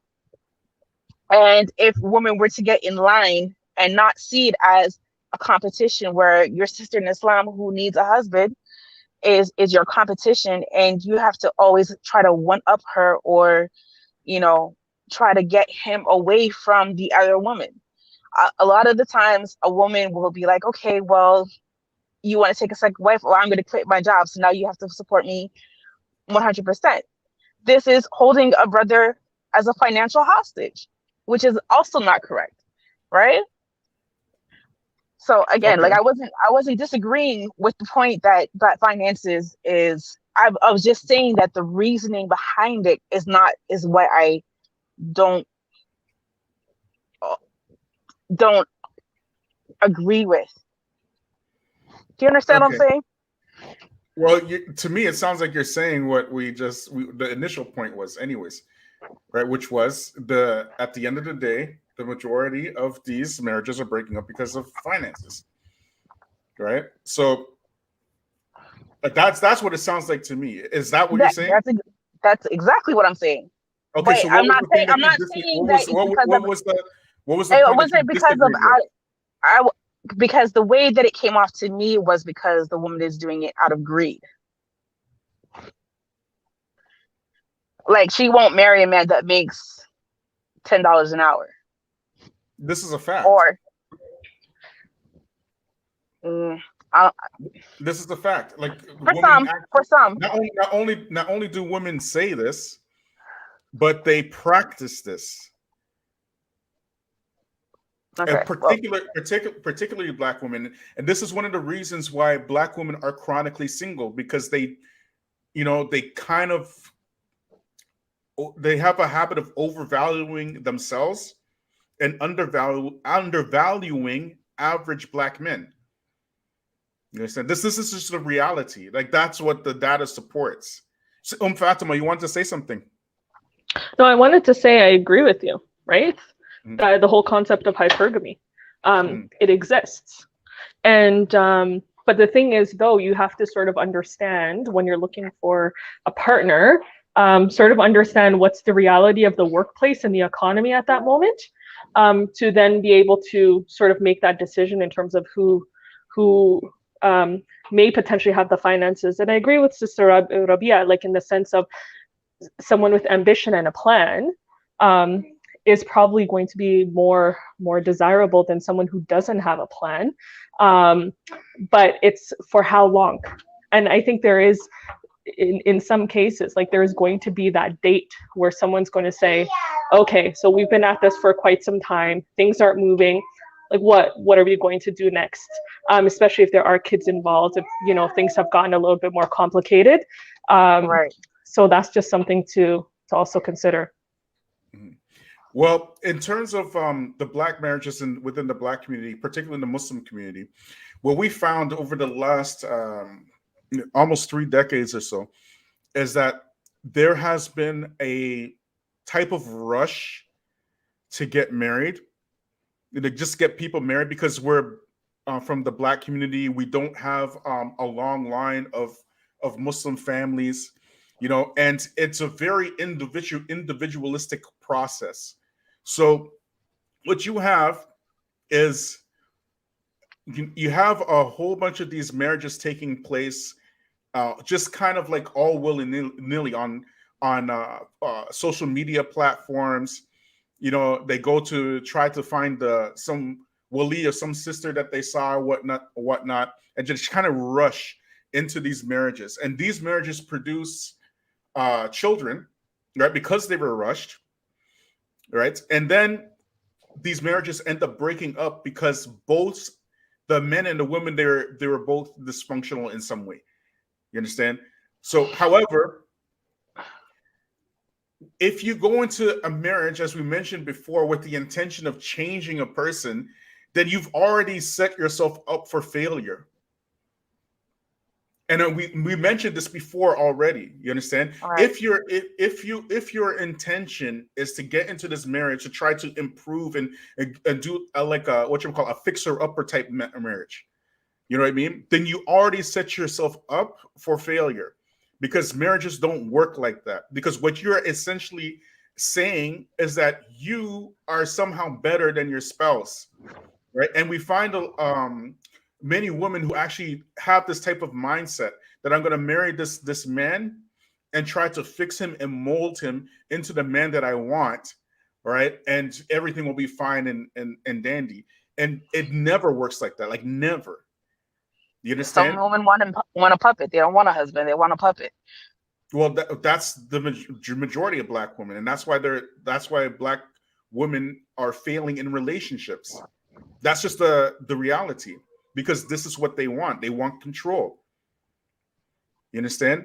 So what we are proposing is that, and I said this many times on this channel, most because marriage is men have access to marriage. It's the man that's going to ask the woman to marry the man. It's rarely the opposite. It's rarely the opposite. It's always the man who goes and asks these women to get married. And what I'm proposing is that these men stop marrying these types of women. You know, these types of bottom feeding women. And on top of that, the type of men that go online and they try to find wives on Facebook, and these types of men who are doing this, who are in this type of pattern, right? They are not the types of men that should be married to begin. If you have to go on social media to find a wife, and you can't find a wife in your own community, then there's something incredibly wrong with your community, or is there something incredibly wrong with you, or a combination of both? You understand? So, yeah, go ahead. I'll let Rabia go, and then I'll let Sister Fatima go. And to your point about men who marry these type of women, and like I've seen it a few times, and like they get into these serial marriages where they're married for a week and then divorced, or they're married for a month and then divorced, and then they're married again and then divorced. Like, a good Muslim woman doesn't want that type of brother either, right? I find it funny that a lot of the times these are the same brothers that are complaining that they want good Muslim women, but they vet the women that are totally opposite to that. No, and that's not those men. They don't do that. They're trying to get married because they're trying to fulfill their sexual desires, and that's why they're trying to get married quickly. But they have in their heads already that perhaps this marriage may or may not work. They have it in their heads, and it's not going to work. Like I can't imagine a man going into that situation and looking at a woman's Facebook page, and she's in hijab in one picture, and then she's in a miniskirt in the next picture, and then thinking that that's going to be the one. Well, that's right? That's what they're looking for.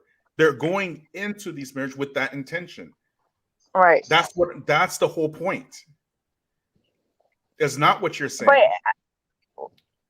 But I've seen it where these are the same brothers that complain that all sisters are no good and yada yada yada, or these are the same brothers that complain that sisters from certain areas are no good. Again, that type of thing is kind of like anecdotal, right? You know what I mean? But it goes to the point. What I'm telling you is that these men who are on social media They're looking for those types of women specifically. They're actually seeking them out. And I'm saying stop doing that, because you are destroying the community when you do that. That's what I'm saying. Fatima, or there's a lack of being serious about marriage, period. Again? I said, or there's just a lack of seriousness about being married, period. Well, this is in the Black community, right? It's obvious. Yeah. It's prevalent. You know what I mean? Sister Fatima. Yeah, it's sort of like, social media is a cesspool of like the two worst type of people, right? And like you said, in terms of who's getting married, just a large prevalence of them. Like, you're right, it does create very negative community. The other piece too is like the good Muslim sisters. They're not out there. They're at home. They could be working, and the good Muslim men, like, they're probably out there. But because the women that are more, I don't want to say extroverted, but the ones that are a little bit more, who engage in this kind of thing, like, they're the ones that they see. So it's sort of like, how do you bring these two groups of people together, right? And I think that's what I'm saying. That's exactly what I'm saying, because good Muslim women are not doing that. That's a fact. A good Muslim woman is not on Facebook showing her face and her, her body and her abaya and all this kind of stuff, and having men creep into her. Good Muslim women don't do that. Okay. And Muslim men, and men in general, especially black men, especially if he came from Jahiliyyah, all he's doing is he's applying game that he learned in Jahiliyyah in an Islamic context. Yes. That's it. They understand this already. You feel me? So they understand when a woman is on these social media platforms showing her face, how pretty she is, how her shape is and whatnot, all this kind of stuff. They understand that this woman wants attention. She wants a man. And that's why I'm telling you that these men need to stop. They just need to stop. Put your time in leveling yourself up, so you don't have to seek out these Medusas. I'm sorry to say it, like, that's how I see them. These Medusas and succubi, and you know what I mean? They cause damage. They cause incredible damage. You are wearing hijab and a thought at the same time. Like, how? Yeah, it's sort of like for both of them. You know what you're doing. You understand? So men, I keep saying, men, stop looking at these types of women. Just stop it. Stop it. Because you're going to get married.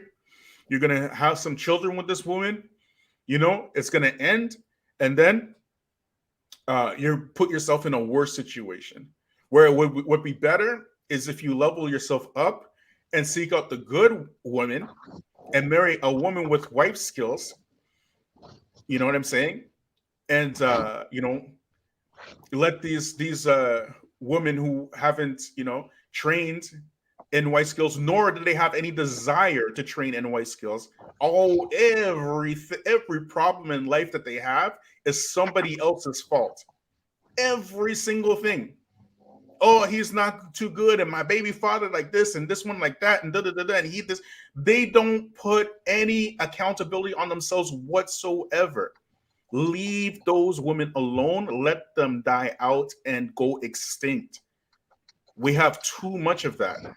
Statistically speaking, though, I have a question for you. Like, in terms of the number of women who are quote unquote good, who want to, nurture the family and all of that, I find it's actually a smaller proportion of the population than what we think. So so I just wonder, from the perspective of, okay, fine, we go through your advice, for instance, like, where will we see population growth? Because I think that's where I feel like there's a majority, like there's a greater number of women who are like that, or have feminist tendencies, or, those kind of things, than women who are not like that. Yes. And right? whose responsibility is it to make sure this stuff dies out? Well, from a vetting perspective, absolutely. I think certainly the men do have a role to play into vet. And then at the same time, it's like, as women, I think we also have the responsibility to talk to our sisters and say, listen, this is not working. Because a lot of the time when I have conversations with younger women or single women about marriage and what it takes to have a successful marriage, they're like, I'm not doing that. I don't care. I will never, like, you know what I mean? And it's a huge turn off for them in understanding the realities of what a good marriage is and what it takes to raise children, right? So I feel like if a woman says she's not doing that, should a man be advised to marry that woman? Absolutely not. Absolutely not. And that's what I'm saying. that's exactly what I'm saying. I'm saying let those women, please let them die in peace. Just stop marrying them, please. Please, the men have access to marriage. It's the man who's going to ask the woman to marry them, correct? Yes, absolutely. What you need to do is, if you are not at the level that a brother will give his daughter to you, please level yourself up so that that brother will give his daughter to you. His good daughter to you. You know what I mean? That's what I'm saying. Concentrate on yourself first, build yourself up so that you can marry a good Muslim woman, because they're out there. And if you keep marrying these types of women, these hood rat types, these feminist types, then you are sending a completely horrific message to Muslim women who are trying to find good husbands, because what they're seeing the same thing that we're seeing. They're seeing these marriages happening all the time by women showing themselves on these social media platforms. You understand? It's destructive. It's absolutely destructive. It's and it's a contradiction. Yeah, it's a contradiction. You know what I mean? So good women don't do that. Good women don't do that. And men understand that. They understand that even before I said it. And the reason why they go to these social media platforms, because they're not looking for the good woman. They're looking to get their rocks off. But men are different. Men are not the types to say that I'm going to marry this woman and I'm going to change her. A man doesn't really think like that. You know what I mean? Like he understands there's going to be some quirks and some shortcomings to women, right? Women are black women, because of black feminism, they have some incredibly backwards type of thinking with regards to black men. You understand? It's not the same as the way that black men view black women. You understand? It's just not the same. Like black women have been horrifically affected by black feminism, by color purple culture, by Stella got her groove back culture, and all this type of stuff. They think that stuff is real, and it's not. It's complete fiction. And those type of characters, if you believe that is real, you are going to cause damage to yourself and the community at large, right? What you should be doing is looking what the Prophet said and what he said. How did he advise the women? How did he? That's how you have to make yourself into. He advised the women to be obedient to their husbands. He told them straight up that the majority of women are in hellfire because they do not appreciate their husbands. He said it in very clear terms, very clear language. He said this, But doesn't that take a certain sense of self-awareness and sincerity, right? Yeah, of course. And whose responsibility is to be self-aware? Yeah, the individual, correct? Exactly. Yeah. So that's the other piece as well. That's also lacking. So now it's up to the sisters to go to the other sisters and tell the sisters to be self-aware, because black women get incredibly horrific advice from other single women. Terrible advice. Like the worst advice you can, you know what I mean? I had a sister on my Facebook the other day. She said that her father advised her not to depend on any man and be independent and black and so where did he learn this stuff from? He learned it from black feminism. You know what I mean? That's horrific advice. That's terrible advice, right? Black women need to learn how to be submissive, cooperative, in shape, clean, and basically supportive of their men. That's what they need to, these are the skills they need to learn. And it requires self-awareness, because if you don't learn it, like we said before, 25% of black men are already marrying out of the race. That number will just increase. Go ahead, Sister Nomad. I would like to say Ameen, Ameen, Ameen to everything you said so far. Jazakallah khair, Jazakallah khair, Hayakallah. I just wanted to add a small, take the picture maybe further back and look at it from outside.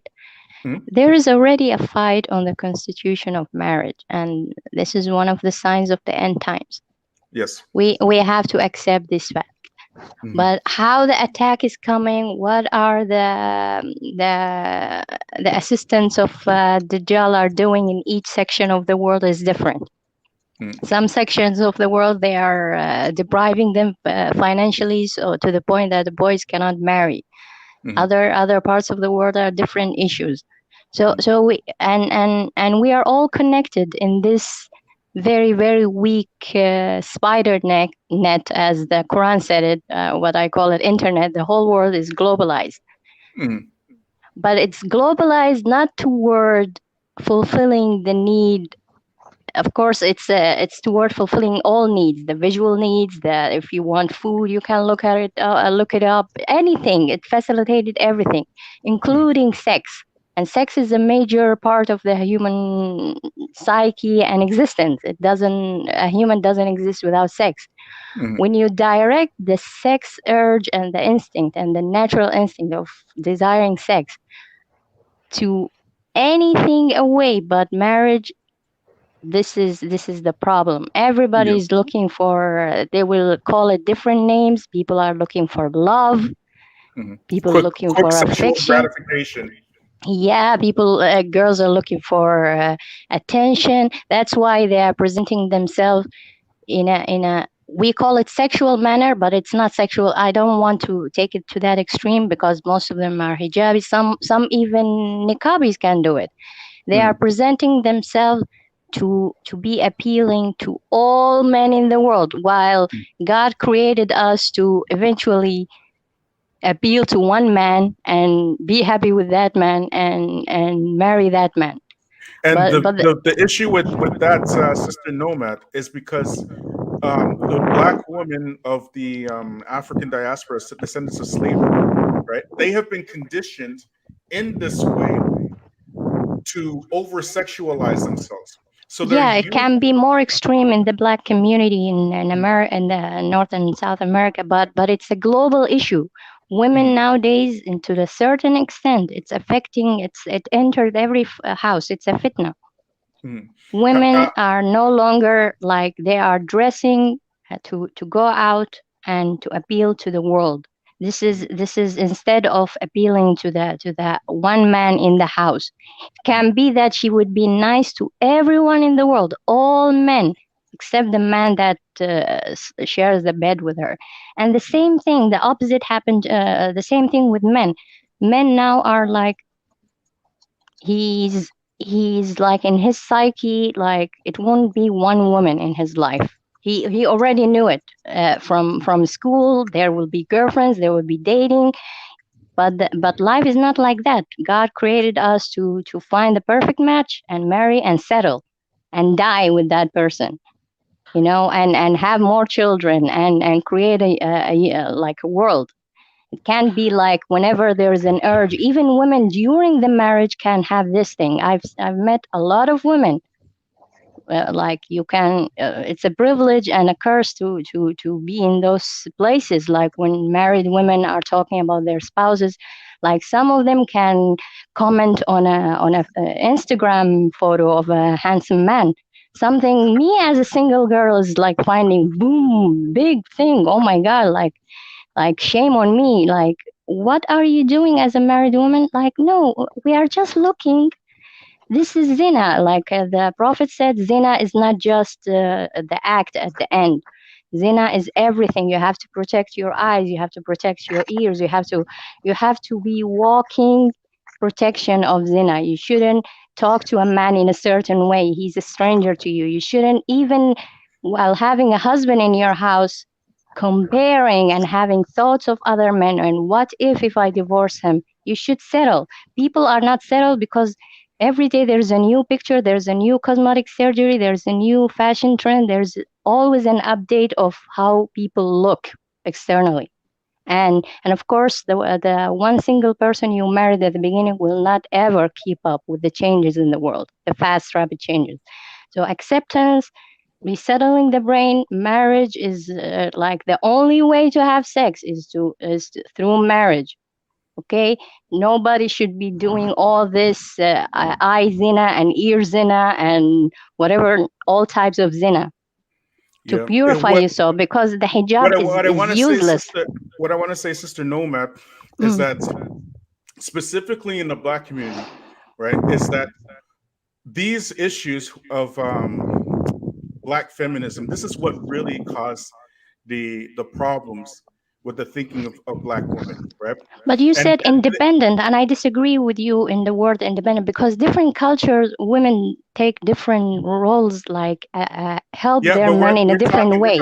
Yeah, but specifically about a Black woman in the Western. Yeah, and the Western content. Yeah, but that's why men even take women from other cultures where they are culturally known to be strong and more independent, and they can lift up mountains. But I don't know any man that's looking for a strong woman that can. I mean, in the terms of character. For example, I wrote on the I wrote in the comments. Marry out, particularly Black men. No, for example, I said Palestinian women. For example, Palestinian women are known for their strength. Right. Like for example, Palestinian women are known for their strength. Palestinian women are known for their strength.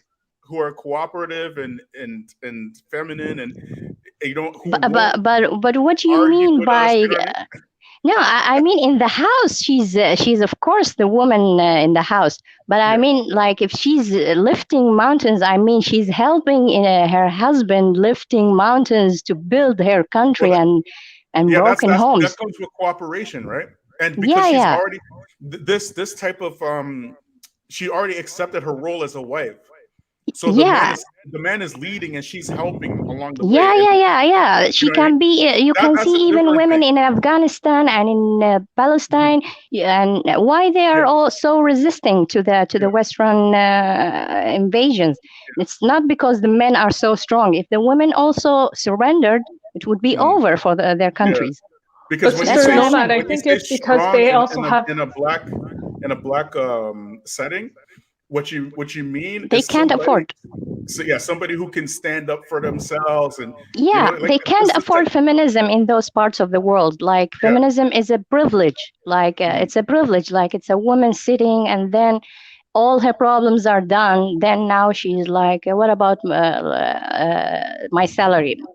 Dear, you are not supposed to work. Brother Bilal said here, strength emotionally, it takes a great strength to be submissive and agreeable. Right? You cannot discuss salary issues if you are not originally supposed to be working. Your original work is at home.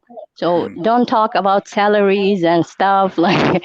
But two things though, like they have like multiple generations living close together in a community where you could see examples. If you have never seen a successful family, a successful wife, then you don't know how to actually act that way. So I would say in some of these Eastern cultures, even though right now you have the UN and these organizations setting up gender programs, trying to ruin some of these cultural westernized. But if you don't have that example, then you don't know what it actually means to be strong emotionally, it's time to mentally, learn. It's time to learn. Exactly, but the thing is, how, where? We have internet. We can learn. We can travel to them and see. For example, you can take a year or two. People are traveling. I see girls traveling to the weirdest countries in the Yeah, but world. they're Why not don't there you to take learn a how to be month? a wife. They're What's there wrong to with that? spread their Live wings with and live with a find family. themselves. You know, Find an African community which is stable, where their women are stable, and spend a week with them. What's the point of traveling the world if you are not increasing in knowledge and increasing in learning But skills? that's not the mindset for most people in the West. and that's not their intent either. But I see them like trying to like pretend that they are doing what the locals are doing, whatever Yeah, they absolutely travel. pretend, because that's social media, right? You take a picture with a local, show that you're, worldly, etc., but they're not there to actually learn from the culture, yeah. learn from the culture and say, okay, I'm Because actually going to go. life in the other side of the world is quite boring. You can't even spend 2 days there, because it's very, very, very boring. People wake up very early. Women wake up before sunrise and start doing work. You can wake up at 4 o'clock. You can keep working until sunset. You can go shopping every day for food because you don't have a fridge. But you they can do get water. Oh yeah, they do a lot of things, and this is normal for them. So when traveling is learning, even I mentioned in the comment that Prophet Muhammad sallallahu alaihi wasallam was sent to the Badia from Mecca. He was living in Mecca in the city. That's called a city even 2,000 years ago. But today, in today's terms, it's not even a village today if you compare it. But even to them at that time, it was considered a modern city. And he was sent to the Badia for 2 years to learn patience and to be tough and to have experiences in life and increase in manhood. But that and goes this to is intent, documented. though. But And again, a lot of cultures do that. Actually, a lot of Africans and Middle Easterns and Asians in the West, they send their kids to If their I could just cultures. jump in here, sisters. There are avenues for our women to learn how to, be more feminine and submissive, and these type of things. However, I said it in the last sister stream that I did, and I'll say it again. I honestly believe that we can turn this thing around. Yeah, you can And, unlearn the bad habits. yeah, and it's not a matter of so much taking courses or learning, or because I did actually suggest you can go to these other communities like the Indo-Pak community and the Arab community and see what they're doing, but it's Or more even normal African West or even Africa, Ghana. They and in the East are quite African, West liberal, but African it's not community. the Yeah, liberalism that we yeah. intend But for the us. main thing is effort. That's it. Like once you know what the problems are, and you recognize the problems and you admit that these are the problems, make the effort to change it. That's it. That's all it comes down to.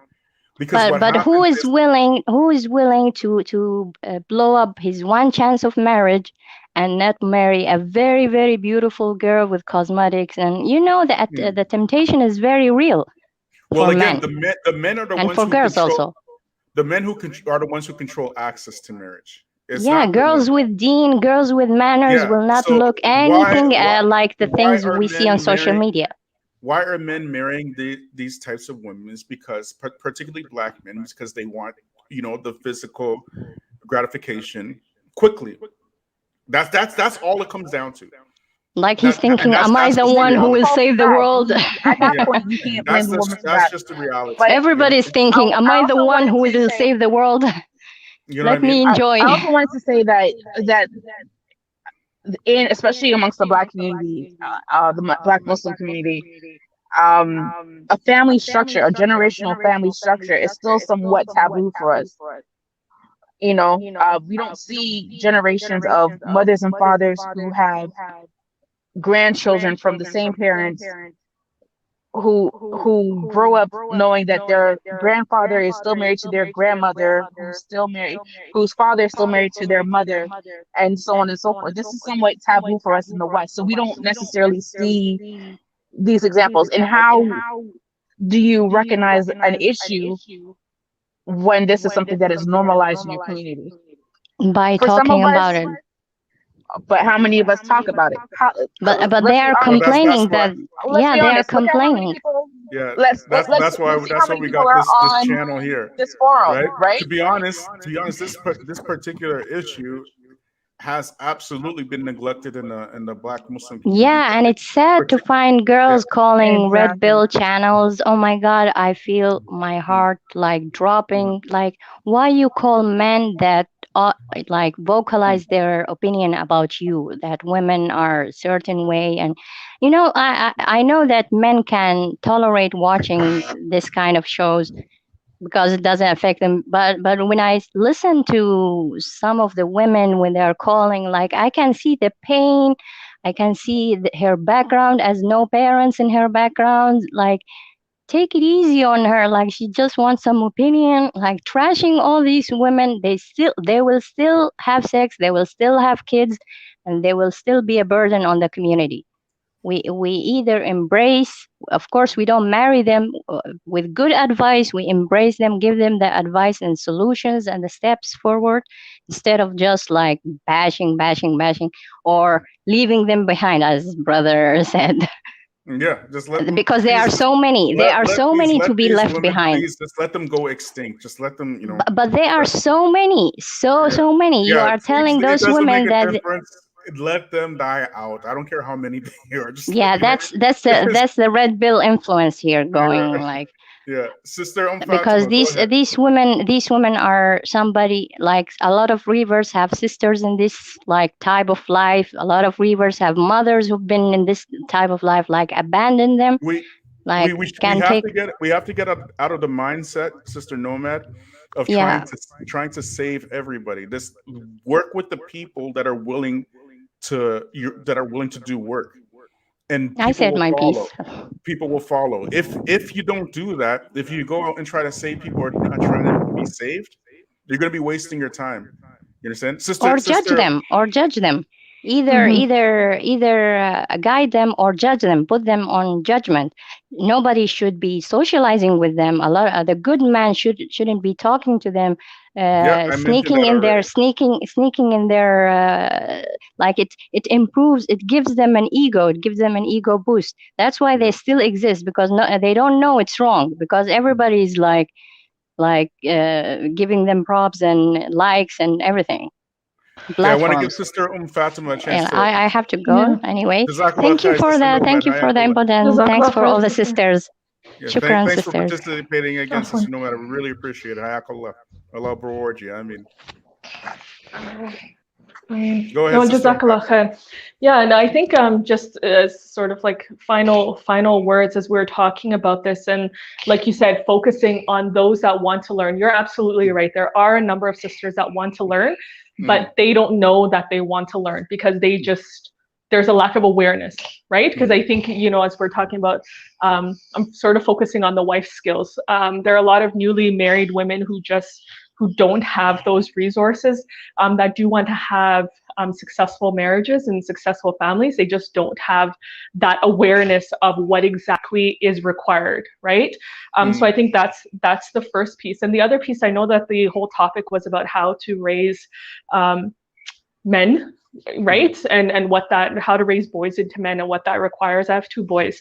And I didn't realize until my husband, it opened up my eyes, how important it is to have a male role model. And I heard this quote a few days ago, that a woman who is broken doesn't understand the difference between tyranny and competency, right? In a man, because it could look very much the same. A competent man can, right? And so that's why sometimes you have women who just get triggered essentially because of the trauma, and decide to go into a divorce.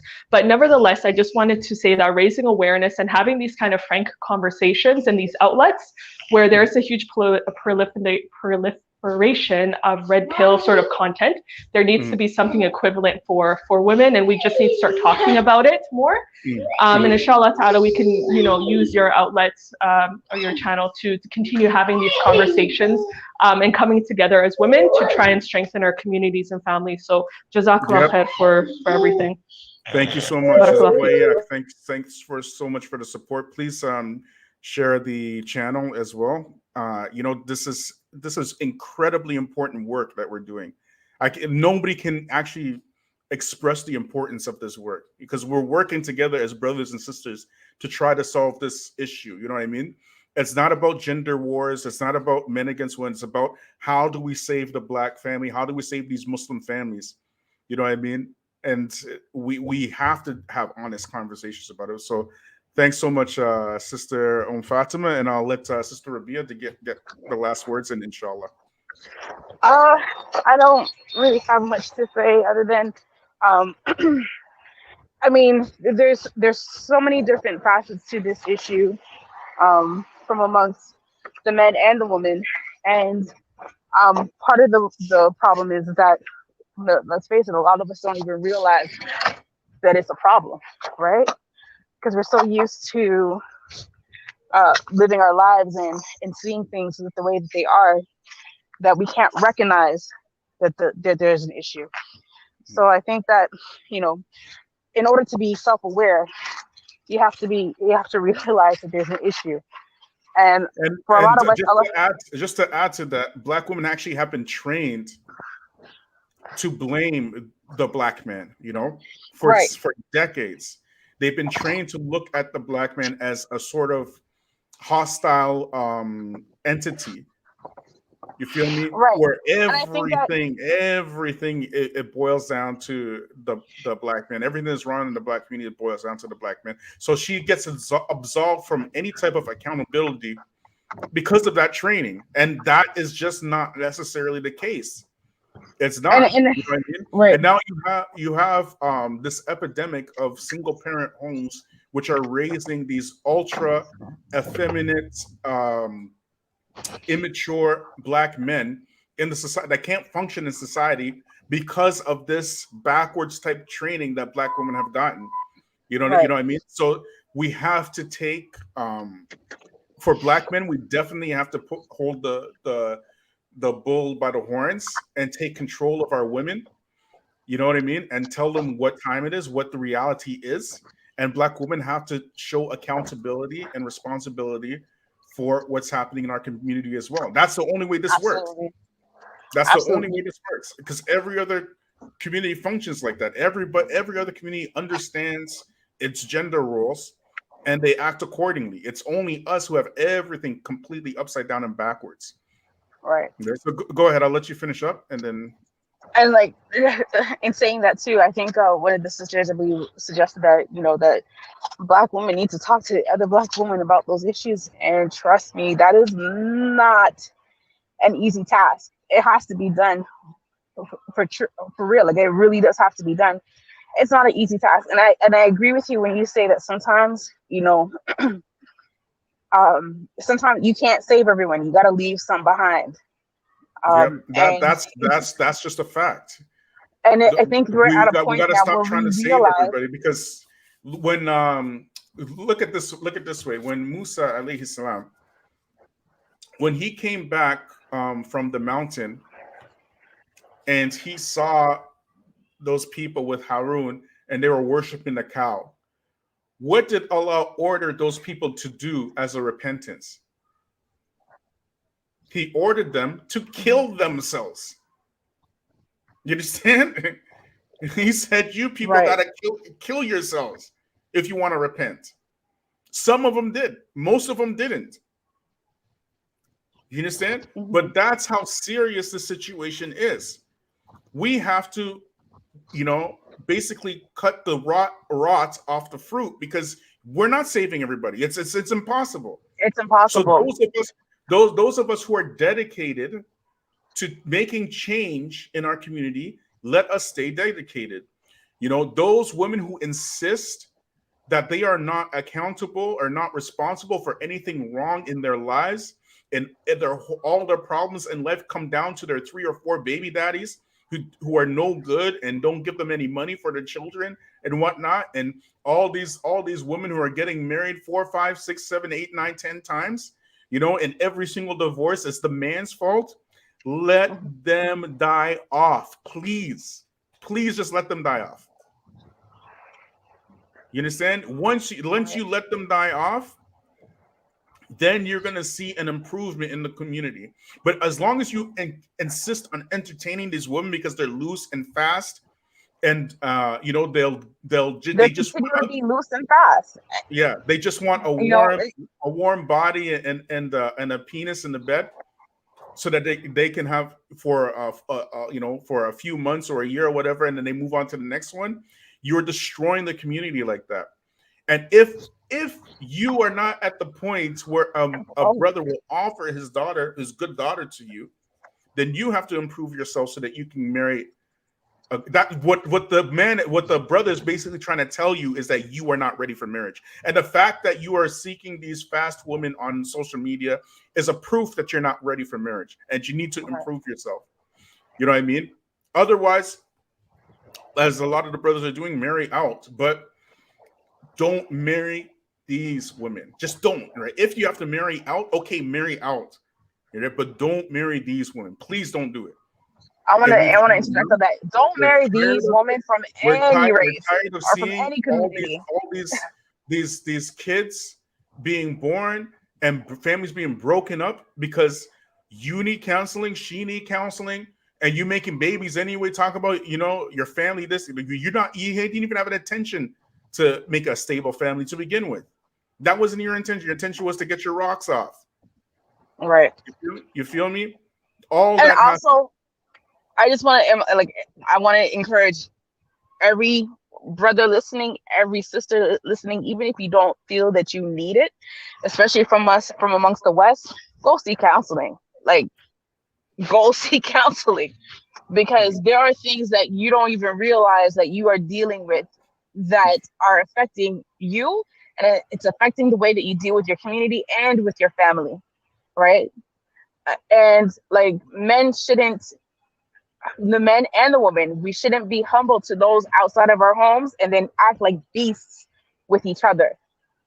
So yeah, I encourage every one of us to go seek counseling so that you can work out your issues, so that you can have a peaceful home, so you can have a successful marriage, and you can have successful children within this being, especially. Okay, Jazakallah khair, Sister Rabia. Oh, yeah.